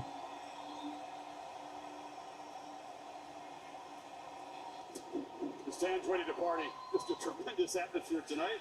And the kickoff to Derek Young. He takes it and finds some room. He dropped just short of the 30-yard line. So Sam Darnold, you know about his journey, which began with the Jets, but in his 8th year here off that Pro Bowl season in Minnesota, a very solid first 6 games. Yeah, I think his Oh, yeah. We about to go ahead and do him dirty. Chris, you mentioned the start of his career, some downs, right? Some difficult times that never broke him. And he found a place in San Francisco, found a home in Minnesota, now his new home in Seattle. He is playing the best football of his career. Brady Russell, fullback, lined up in front of Walker the third, who's celebrating his 25th birthday tonight. Gets the first carry and gets just a couple off the left side. Henry Toa there on the stop. Seattle offense with Clint Kubiak. Yes, sir. Talked about Smith and Jigma. Cooper Kupp has been a revelation. He's been so viable, Darnold says, as a leader. His deep understanding of coverage is important. They'll use the tight ends a lot. And the offensive line up against it, against Will Anderson and Daniil Hunter, the elite pass rushers that the Texans bring. 2nd and 8. Damn, this thing leather forward. Shit. Ball out quickly, as it will often be tonight. Smith and Jigma there, but too wide, and it's 3rd and long. You already see it. Houston pass rush really getting some push on the interior. I think that's the thing. When you have a quarterback who gets the ball out quickly, typically you don't have a lot of time for the defensive ends to get there. Although you see defensive coordinator Matt Burke there on the screen. It's really going to be about inside-out pressure here. Now they got a 3rd and long situation. This is the kind of situation that you just don't want to be in against this defense. They can play tight coverage, and they can really get after up front. Stingley and Kamari Lassiter as good a tandem as you'll see. Zach Charbonnet is the back with this 3rd and 8. They bring pressure. Darnold gets it out, and getting stopped just short of the marker is A.J. Barner. Damn. Petrie made the stop. Early decision here. It's going to be 4th and 1, the 38. And it's a football team that typically doesn't go for it on 4th down. They have a very low percentage in terms of wanting to go for it. So I think we have the punt team. Some rumbles here. Yeah, but I think this is the right decision. You got an elite defense. You don't really want to give Houston's offense any, at least, hot start. It's a really nice job by Houston, secondary-wise, rallying to make the tackle. This is the right decision by Mike McDonald. You know, the Michael Dixon, highest paid punter in the NFL. It's a high boot. Mm-hmm. Berrios waves for a fair catch and then lets it bounce. And it's Ooh. inside the 5-yard line. So the decision, the ball looks pretty good as they pin the Texans On the 4. from Dixon there. So here comes. All right, let's get C.J. Stroud out of here. No Joe Mixon. Nick Chubb hoping he can get the run game going. Looking for targets like Nico Collins tonight. And this is a guy who really, over the past couple of weeks, and the last time they were out on the field against the Baltimore Ravens, he really did look comfortable. Look, when he has got time and he can survey the field, this guy has a ton of mental horsepower. He's got as smooth of an operation as you'll see among the elite quarterbacks in the NFL. And make no mistake about it, he believes he is elite, and he's planning on showing that tonight. He does. Near perfect QBR, and that went over the depleted Ravens team. Much tougher task tonight. Stroud lining up in the end zone. Here comes the noise. And up inside to Nick Chubb. 8th-year man, 4-time Pro Bowler, plows ahead for 5. A play like that, new offensive coordinator Nick Caley stressing they got to be diverse offensively tonight. You see it with Nick Chubb in a run. Can they be good to get to 2nd and 7, 2nd and 8, try to create some favorable situations? Laken Tomlinson, bum ass. He was some shit for us last year. Good God. Go after his ass. Stroud rolls and throws, and a one-handed grab made by Schultz in the tight end as a 1st down out across the 25. This is a nice job. You get an efficient run on 1st down, and then you line up with your 2 tight ends at the line of scrimmage. A ball fake from the underneath center quarterback C.J. Stroud. Good block by Dalton Schultz and an easy dump off. That's what it is right there, right? About completions. Even if you aren't the best running team in the NFL, it's just like incredible ball handling, incredible sort of running the football. You see how it helps. Come on. Stroud, more than 70% completion rate so far. You take that tonight, it's going to be tougher against this defense. It's Drake Thomas, the linebacker, in coverage there. See this defense here, which is so tough up front. Leonard Williams having a monster year, the former Trojan. They just got so many interchangeable parts up front. I mean, Leonard Williams can move from a 3 technique, rushing outside chain of the guard, to a 9 outside the tackle. He's just so diverse. And Byron Murphy having a great year. DeMarcus Lawrence comes over from Dallas Cowboys. Looks like a stud boy. And Motley is everywhere. And Lawrence going to have a monster game against the Jaguars. Get his ass. Yes, sir. Yes, sir. And you can see Seattle, they slant. They bring the backside pressure. And in that, the defensive line is slanting right into that run. And this is exactly where you don't want to be as Houston. Did you see who's the disruptor there? It's Leonard Williams. I mean, Ed Ingram just has no chance against a guy that big and strong, that quick off the line of scrimmage. He just wrecks it all right from the beginning. Feed off each other. Williams and Lawrence, these two elite pass rushing bookends. And really in this situation, who's solo? You have to help if you're Houston to chip both of your tackles with all these bodies. Let's go. 3rd and 13 could be a nightmare against That's, Bruce Stroud. yes! Safety! Safety! Safety! We all won. Oh, it's rocking in there. I know it is. I know it is. Hold on. There's not safety? Oh, no. That's a safety. When the knee went down, where was that football? Looks like it's back in the end zone. Mike Chase is a rules expert. They ruled it, no safety, and then here comes the challenge flag. Yep.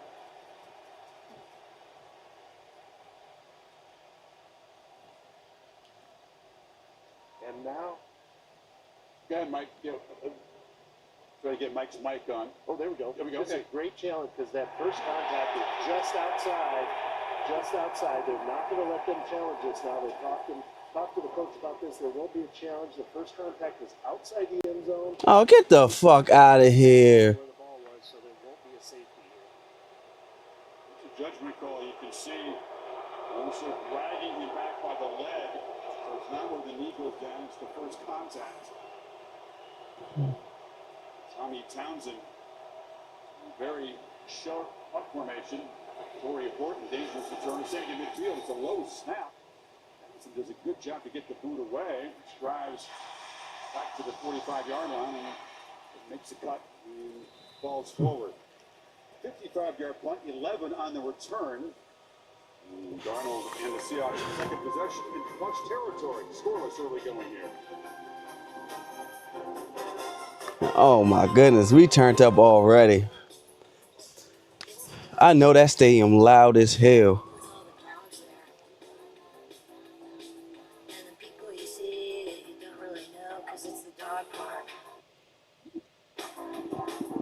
Man, I appreciate it, man. What are you eating? Oh, hey, you Eagles fan, listen. You know, I'm gonna give you a fun fact. You all haven't beaten us in 20 years. Crazy. This right here, ESPN Bet, this is the sports book that gives fans the tools they need, like stats at your fingertips while you bet. It's just the thing to line up that perfect parlay. One expert picks, oh yeah, we got those too. That guy's got some good points. Whatever kind of fan you are, ESPN Bet's got you covered. With everything you need to bet smarter and score more from the game. ESPN Bet, the sports book for sports fans. And right now, get $100 of bonus bets when you make your first $10 bet. With the new IHOP value menu, $6 is all it takes to go to your happy place. Where your breakfast faves like pancakes, eggs, and bacon, or French toast with sausage and eggs are all just $6. The new value menu, every day at IHOP. Man, this is gonna be a game.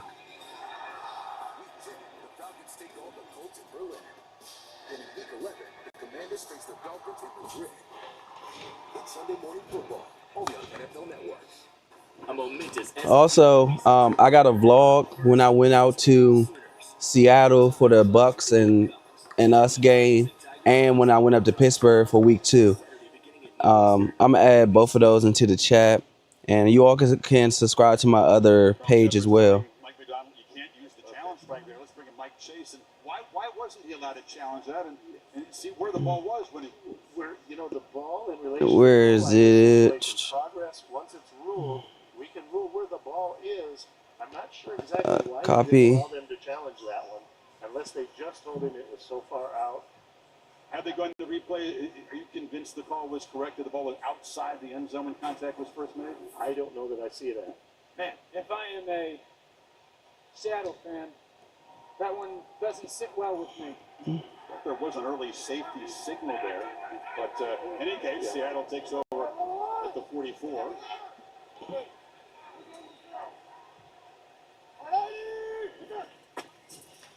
Boom. Walker, big mouse forward for about 5.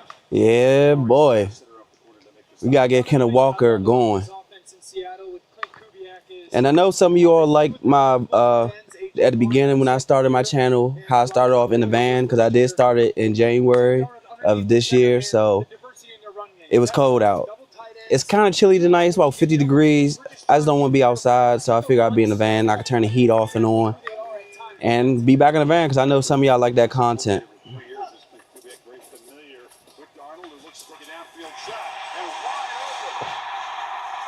Woo!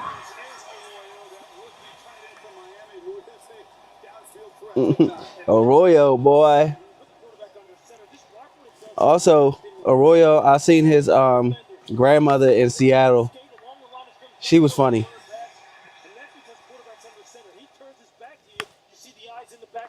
That's all it takes, and that's how dangerous it is, this flash and pass. And I love the fact that they had 3 tight ends on the field that time. Barner, Arroyo, and Sauber presenting run to the defense and then the play action for the shot. Oh, yeah.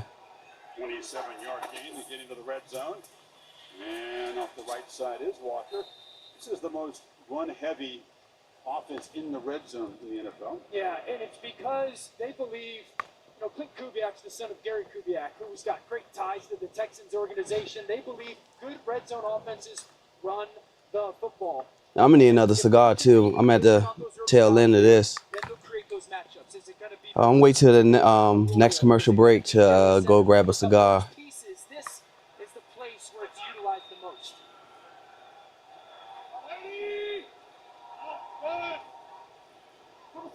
2nd and 7. Arnold straight back. Stands First down. Oh, we gotta get him a touchdown. This is exactly where Sam Darnold is. He talks about clicking. 1, 2, 3.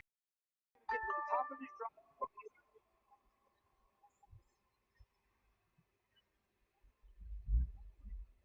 And it's why he's playing at such a high level. See the danger that Elijah Arroyo presents to you. See how he gave that little move at the top of his route?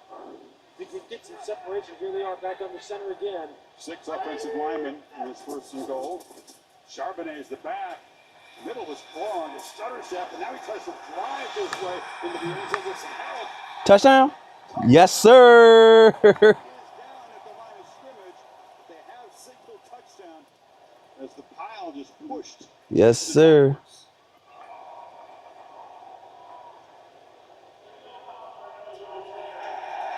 No penalty if you couldn't hear Carl Shepard. So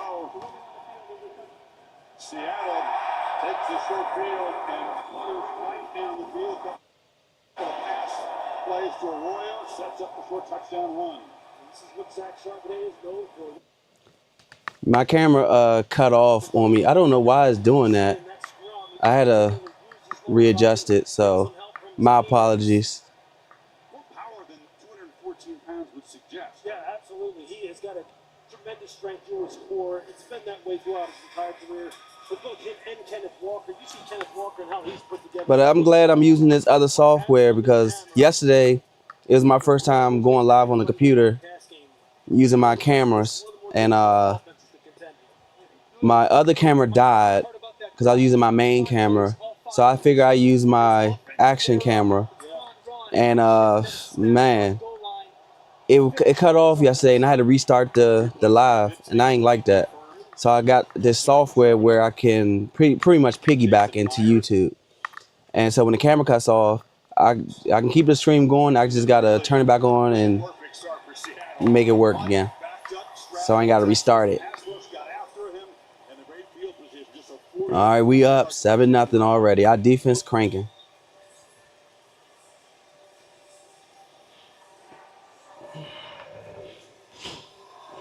Yeah, I started this watching the Bucks and Lions. I'm pretty sure the Lions lost. Where did it pop up? Let me. And welcome, if you are just joining us. We are in Seattle. Yeah, 24-9. They lost. Off to a quick start. Frank Charbonnet punching it in from 1 yard out. We set up a couple of Sam Darnold to Elijah Arroyo passes. They had a short field to work with.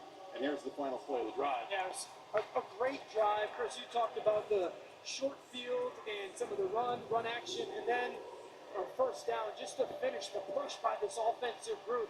It's the ideal start at home for Seattle. They've just got so much diversity in this offense in terms of body types. They can play the power game, Man. the finesse game. Sam Darnold just playing high level football. Going up against one of the best defenses in the NFL in the Houston Texans. But as you can see, this is going to be a battle. This is going to be the Texans' most stern test so far this year.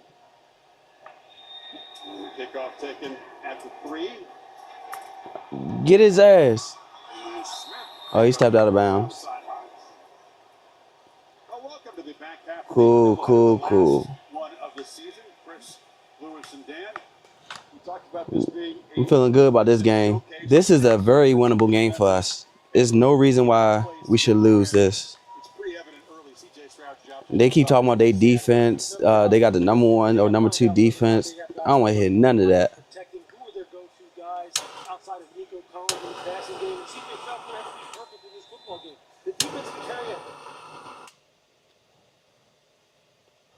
heavy load, but they're going to need some help from this offense. And I think a big thing for CJ is, yes, you want to play fast and get it out of your hands, but don't play so fast. You have to trust your pocket a little bit to get through your progression. Did not do that on drive 1. Yeah, that run ain't going nowhere. 2 yards. 1 yard, actually. His hand is against guys up front. You can just win at the line of scrimmage. Then you see Leonard Williams disrupting the play from the get-go. And then you see the pressure off the edges. First, it's DeMarcus Lawrence. Then it's Chenna Rosso who finishes it off. They are just so Man. in terms of their body types as you take a look at them here. Leonard Williams, I mean, you just can't say enough about him. Then you see Jaron Reed. Damn, I'm tasting nothing but straight leather from this El Jefe. Woo. Second made. Added importance on these second down plays to get something out. Come on. You taking bad angles. Y'all watching the game? But this is how he has to play tonight. Look how quickly CJ goes across the field and gets the ball to the rookie, Woody Marks. And if he didn't do that in the first drive, this is a good sign. That's going to be the story for CJ Stroud tonight, is how he feels that pocket and then is as efficient and as completion-driven as possible. And this is going to be an under-center. I think if you're Houston, you live in a play-action clock. Marks in the I formation behind. Shut that shit down. Tries the right side and was stopped behind the line. Ran into a blue wall there. Waving the play off. Yeah, punt that ball. A couple big plays already tonight. Yeah, but what started that? It's Jaron Reed. It's the pressure inside. It's the resetting at the point of attack. Just look at it. Look at how they get the knockback. You see, he's just taking the center in the 60-point Andrew, and he's pushing him a half a yard to a yard back in the backfield. You can just see the Texans' offensive linemen. You see how their pads go back and they're up on their heels because they're losing the battle at the point of attack. Yeah, we dogs, boy. Nothing but dogs. This is going to be a good game. On the run. So Tommy Townsend trying to flip the field here. On it from deep in his end zone the first time. Torrey Horton will let this one bounce, and it will not check up. So the Seattle defense roaring early here. And the Seahawks will take over. Midway first quarter, up 7. All right, it's a break. Let me run in. Go grab another cigar. Capital One has a rewards credit card that opens up a world of possibilities. With Venture X, you earn unlimited double miles on everything you buy. And get access to over 1,000 airport lounges worldwide. Capital One, what's in your wallet? All right, be right back. How can you make a child smile? Turn this off. Well,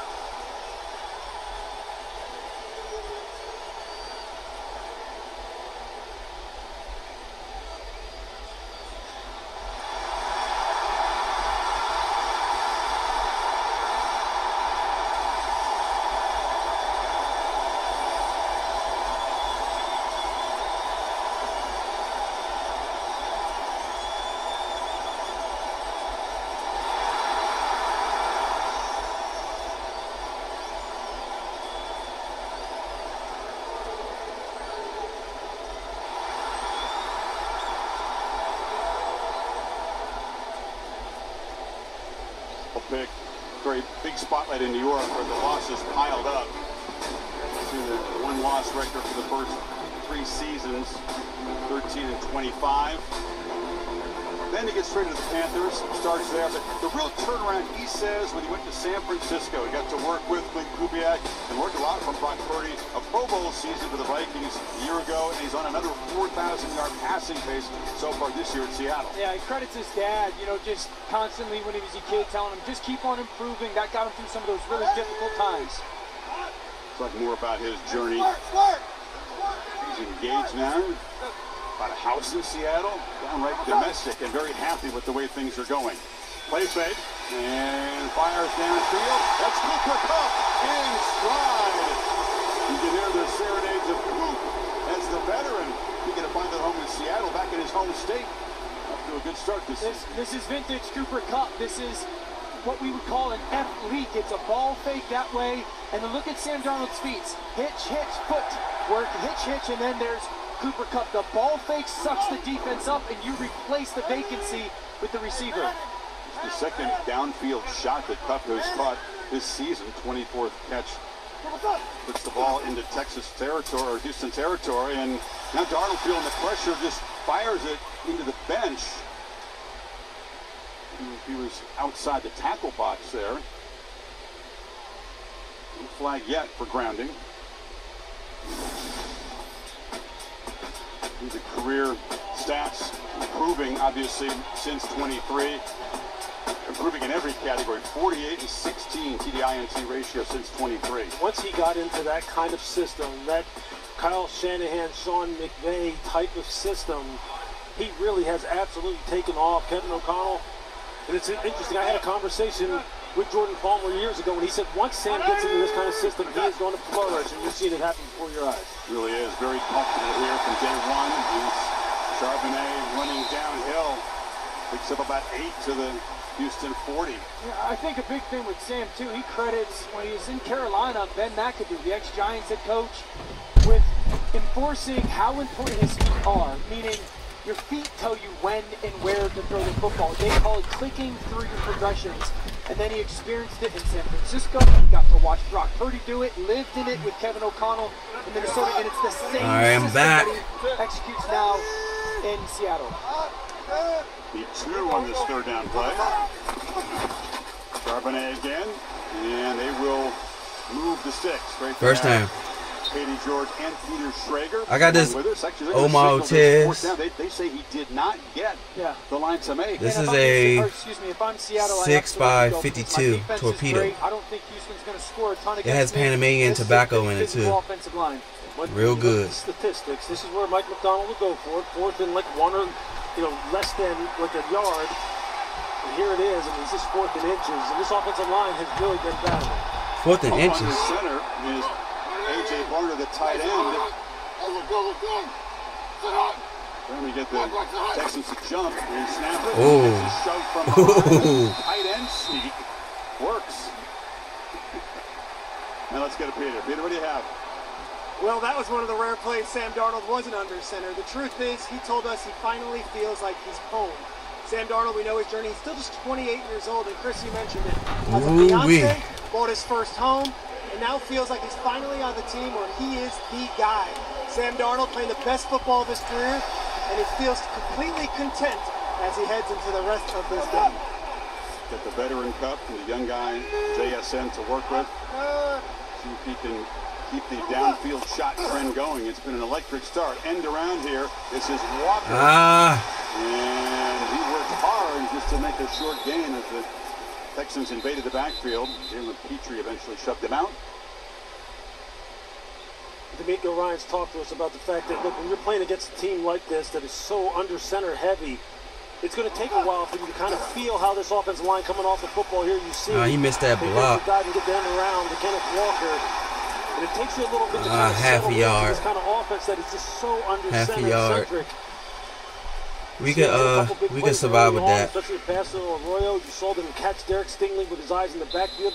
You've really got to dial in on the quarterback's mannerisms, because if you don't, you're just going to be chasing things all game long. Will Anderson penalized for being offside there, getting a little antsy. And so It's 1st and 5. Ball moved to the 32. All right, offsides, that ain't count. Charbonnet has a hole and lowers the pads, and 1st down inside the 25. Yeah, this is a weak zone. They come out with trips to the left, and then you're just going to watch the double team front side up to the front side linebacker. This is vintage West Coast zone run scheme. You see that seam? Yes, sir. And then it's a cutback. And Lou, this is great. You got all those perimeter players, Cooper Kupp and JSN. The safety sit back from too deep. Let's run it. Man, nice he job looking good. Real nice Looking job by good. Center Jalen Sundell getting movement at the point of attack against Tommy Todia. I mean, they can get movement like this. Walker. And Walker hit the line. It's a young offensive line, all of them 26 or younger. Yeah, broke away from that. That been nothing but green grass. Yeah, I mean, this football team with John Schneider, the general manager, has done a nice job of retooling this roster. He really has them young throughout the entire roster, but in particular, Chris, as you mentioned, on the offensive side. And as this team continues to grow together, and there you get a look at John up there in the box watching his team, they are going to sneak up on some people, although I don't think they're sneaking up on anybody anymore. Anderson and Lassiter made the play, so 2nd and 11. Final minute of the first quarter. Off the play fake, Darnold just fires it into the ground. The screen just wasn't there. Charbonnet well covered. And Daniil Hunter was closing in. Yeah, it's an ideal call defensively. They pressure their nickel. Jalen Petrie, he just blows it up. And so now it's 3rd and long. Very good decision by Sam Darnold there. The big thing in this situation, if you're Seattle, you have to watch your edges. Both Daniil Hunter and Will Anderson are elite pass rushers. Chip them. Come on, we need a play. Need a touchdown here to go up by 2 scores to end the quarter. There you go. That's the key. First action of the year. That's the key in this down and distance. Nico Archie rushing as the 3 technique. Darnold, pocket collapses, being chased, able to escape, and he's driven out hard and slammed. Oh yeah. And a flag comes in. A little too much aggression on the tackle, and that's going to spoil. Would have been a good stop for this Houston defense. Man, hit my quarterback like that, man. He was already out of bounds. But they got some real good pressure up in the middle of the pocket, had good coverage in the back end, forcing Sam to pull it down. Aziz Al-Shire just at the end of the play. You see them talking about it.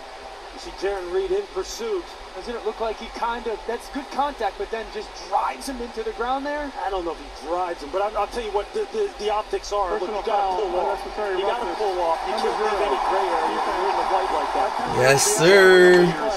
Give us 15 yards. We about to score a touchdown here. It's over. Absolutely. You just got to It's over, y'all. Well, first quarter. Surroundings and get off the field. Now you're back out on the field here and get downs. D'Amico Ryans loves this defense. They are fast, they are violent, they are physical, and they're right on that edge often, specifically at linebacker. Henry To'o and Al-Shire. Al-Shire used to play with the 49ers, so I still don't like your ass. Out. That one feels like cross the line when it comes to the protection of quarterback and the driving into the ground. Can Houston make a play, force a field goal attempt? They had a chance there. Now they have to recover from the penalty. You go down 2 scores. The way the offense is playing in this environment could be trouble.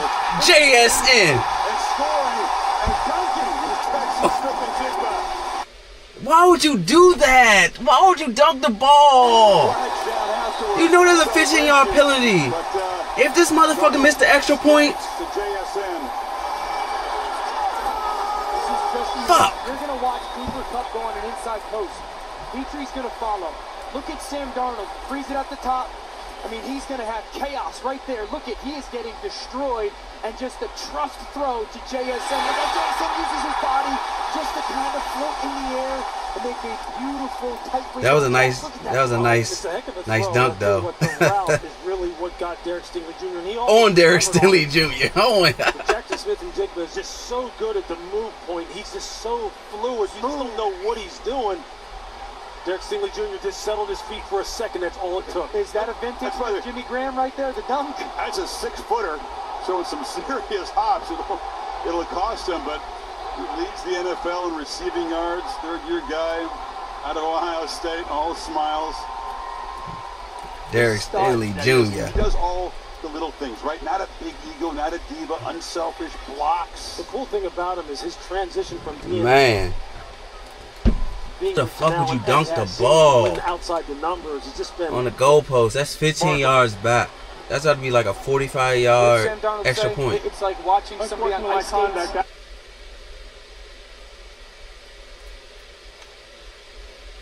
after the score. Every idea you love began Damn. as nothing. Just a But man, flicker talks the on screen, Twitter, man, those asking a Texans fans simple was question. going in talking about What Derek do Stanley you Jr. see? gonna do this, do that. JSN, he gonna shut down JSN. He ain't gonna have a touchdown. He gonna have 2 catches for 8 yards. Man, they was talking crazy. I bookmarked all those tweets. So when this game is over, I'm taking videos, adding into those tweets. Like you said, what? Boom. Adding it here. Oh, I can't wait. I'm stumped. Friendly insurance lizard, first letter G. Geppetto? Come on, you just switched to Geico for car insurance? They knew exactly what you needed? Friendly people at Geico weren't lizards. Think European accent, yay big.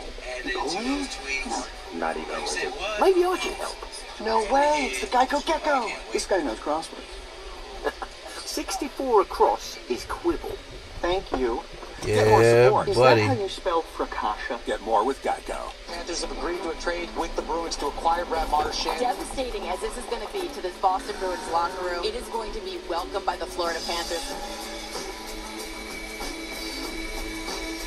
I'm gonna go to a hockey game this year too.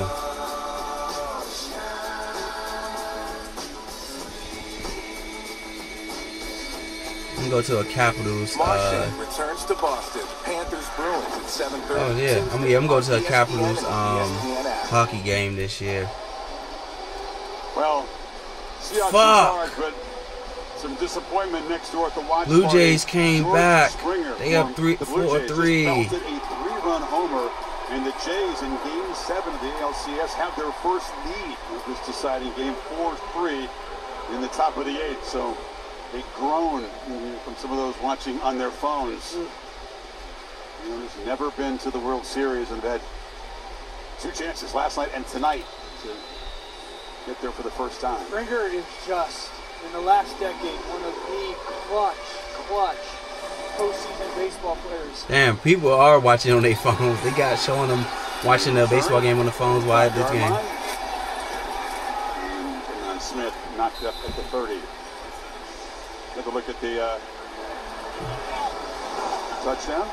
So like offensive coordinator Clint Kubiak, just look at the movement at the top of the route. You see how it's almost like he's just dancing at the route. It's not real shortcuts as Sam Darnold again. Just a brilliant throw. But they put Jackson Smith and Jigba off on the offensive right against the first-team All-Pro and Derek Stingman Jr. A lot of his big plays come offensive left. That's where he runs a lot of them from. They have no fear in this offense right now. They are operating at a high level. You go after Derek Stingman Jr. like that. All right. Tampa, 10-play, 80-yard drive. So mentioned the struggles of this Houston offense. All right, 14-0, second quarter. 4 points already in the first quarter than they've allowed per game. Yeah, Seattle's controlled the football game from an offensive perspective so far and really kind of done whatever. Houston, I like this right now. Build some tempo. Continue to try to chase efficiency. It's to the far side.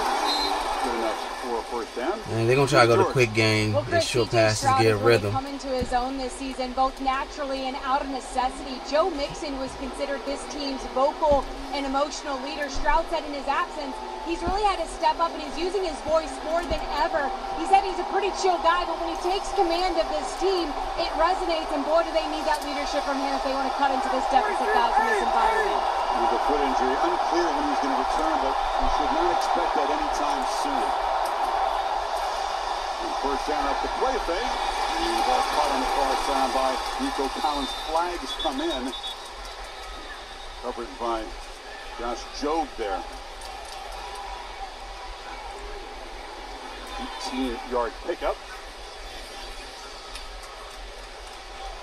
see this incredible catch radius that Nico Collins has, just carrying the load as far as the wide receivers are concerned. That's a heck of a grab. This is Josh Jobe. I want to take your arm, the ball, everything with me. Wow. You didn't see much there. Come on. Fouls by both teams on the play. Ineligible player downfield, number 79. Pass interference, number 29 defense. Those fouls offset. Replay first down. All right, I can handle that. Left tackle first rate downfield, so that wipes out that 18-yard gain. Yeah, it really has been a tale of basically 2 seasons, the first 3 games versus the last 2. You see how much more comfortable CJ has become now. I know people will say, well, look, we'll look at the competition and keep it all in context. But the fact of the matter is he's starting to settle into a rhythm. He knows what his responsibility is in this offense. Quite honestly, he's going to have to put the ball up in the air to get this team back in the game. It's going to fall on his shoulder. Play first down. Stroud has time, and yeah, to be fair, you know, the Titans came in there. Cam Ward's homecoming game spoiled it a shutout, and then Baltimore was without everybody left. Yeah. So this is a much bigger test. And listen, this is C.J. Stroud's second offensive coordinator in 2 seasons. And for Nick Caley, who is their play caller, he comes from the Patriots. He comes from the Rams. They're trying to figure out who they are identity-wise. Look, you remember 2 years ago, 23, C.J.'s rookie year was underneath. Yes, sir. Come on. Big play action ends. That's not really who they are right now. I think it's where he's at his best. But it's a lot of this chop and catch and throw. Get his ass. Steps up, finds the pocket, and flips it over the middle. Oh, he dropped it! Nico Collins had plenty of space, lost his focus, and lost the football. That's a heck of a job by C.J. Stroud of navigating the pocket. And he said, look, he's a guy who's pretty calm in the pocket. He feels though he has some of the best movement in the pocket of any quarterback in the NFL. And there you see it. I mean, that's textbook. He can't do any more than that. He's got to get help from the people around him. And I think that's something you got to remember when you look at C.J. Stroud, and maybe his numbers not being as good right through his arm. this season. The things around him have changed a lot too in 2 years. And he's in on third down to get this. Come on, let's get him off the field. Ooh! Broken up, getting a hand on it was Mafe, and the Seahawks get a stop. This is an elite Mike McDonald, what we call simulated pressure. Bring guys from one side, and then you're going to drop guys from the other side. Pressure off the right, drop off the left. C.J. Stroud doesn't see that dropping defensive end. Mafe, it's an almost interception, but it's really attached to that inefficiency on first and second down. Seattle loves to live in those exotic pressure situations. Townsend punted away. Boy, the drop by Collins is huge. You just cannot afford to make mistakes. When your offense is struggling, you're playing an elite defense like this, already down 2 scores, and a missed opportunity. Horton has some space. Corey Horton coming all the way across the field and will finally be knocked out of bounds across the 30. He ran a long way, picked up 18 yards on the return. So this Seattle offense. All right, we back on offense. 2 scores early second quarter. Back to work. Darnold sharp. They need to put that foot on their necks, run that score up. Because I don't want to be like a Denver and New York game. Big box is back. Hell nah. 2 pieces of signature chicken or 3 tenders. 2 sides and a biscuit. 1 very happy customer. Make Thanksgiving easy and delicious with Popeye's Cajun style. Love that chicken from Popeyes. There's news.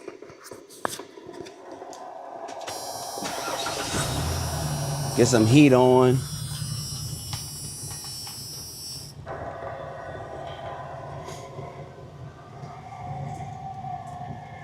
Because this should be a good game.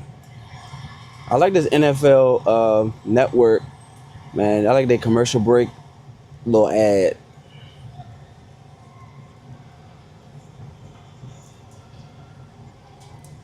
And we got bye after this. Then they come here to play the Commanders. I can't wait.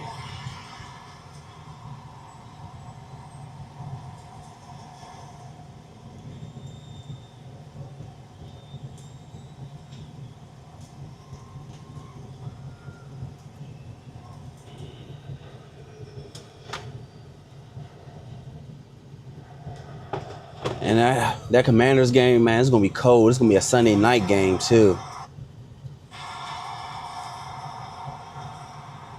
I'm gonna have to bundle up.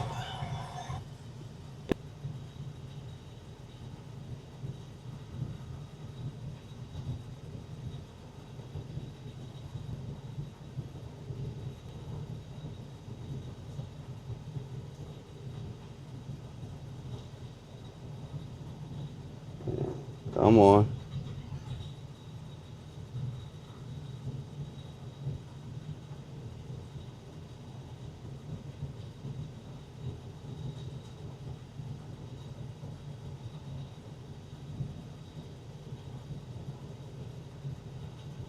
Oh, come on. Now the link won't start fucking up on.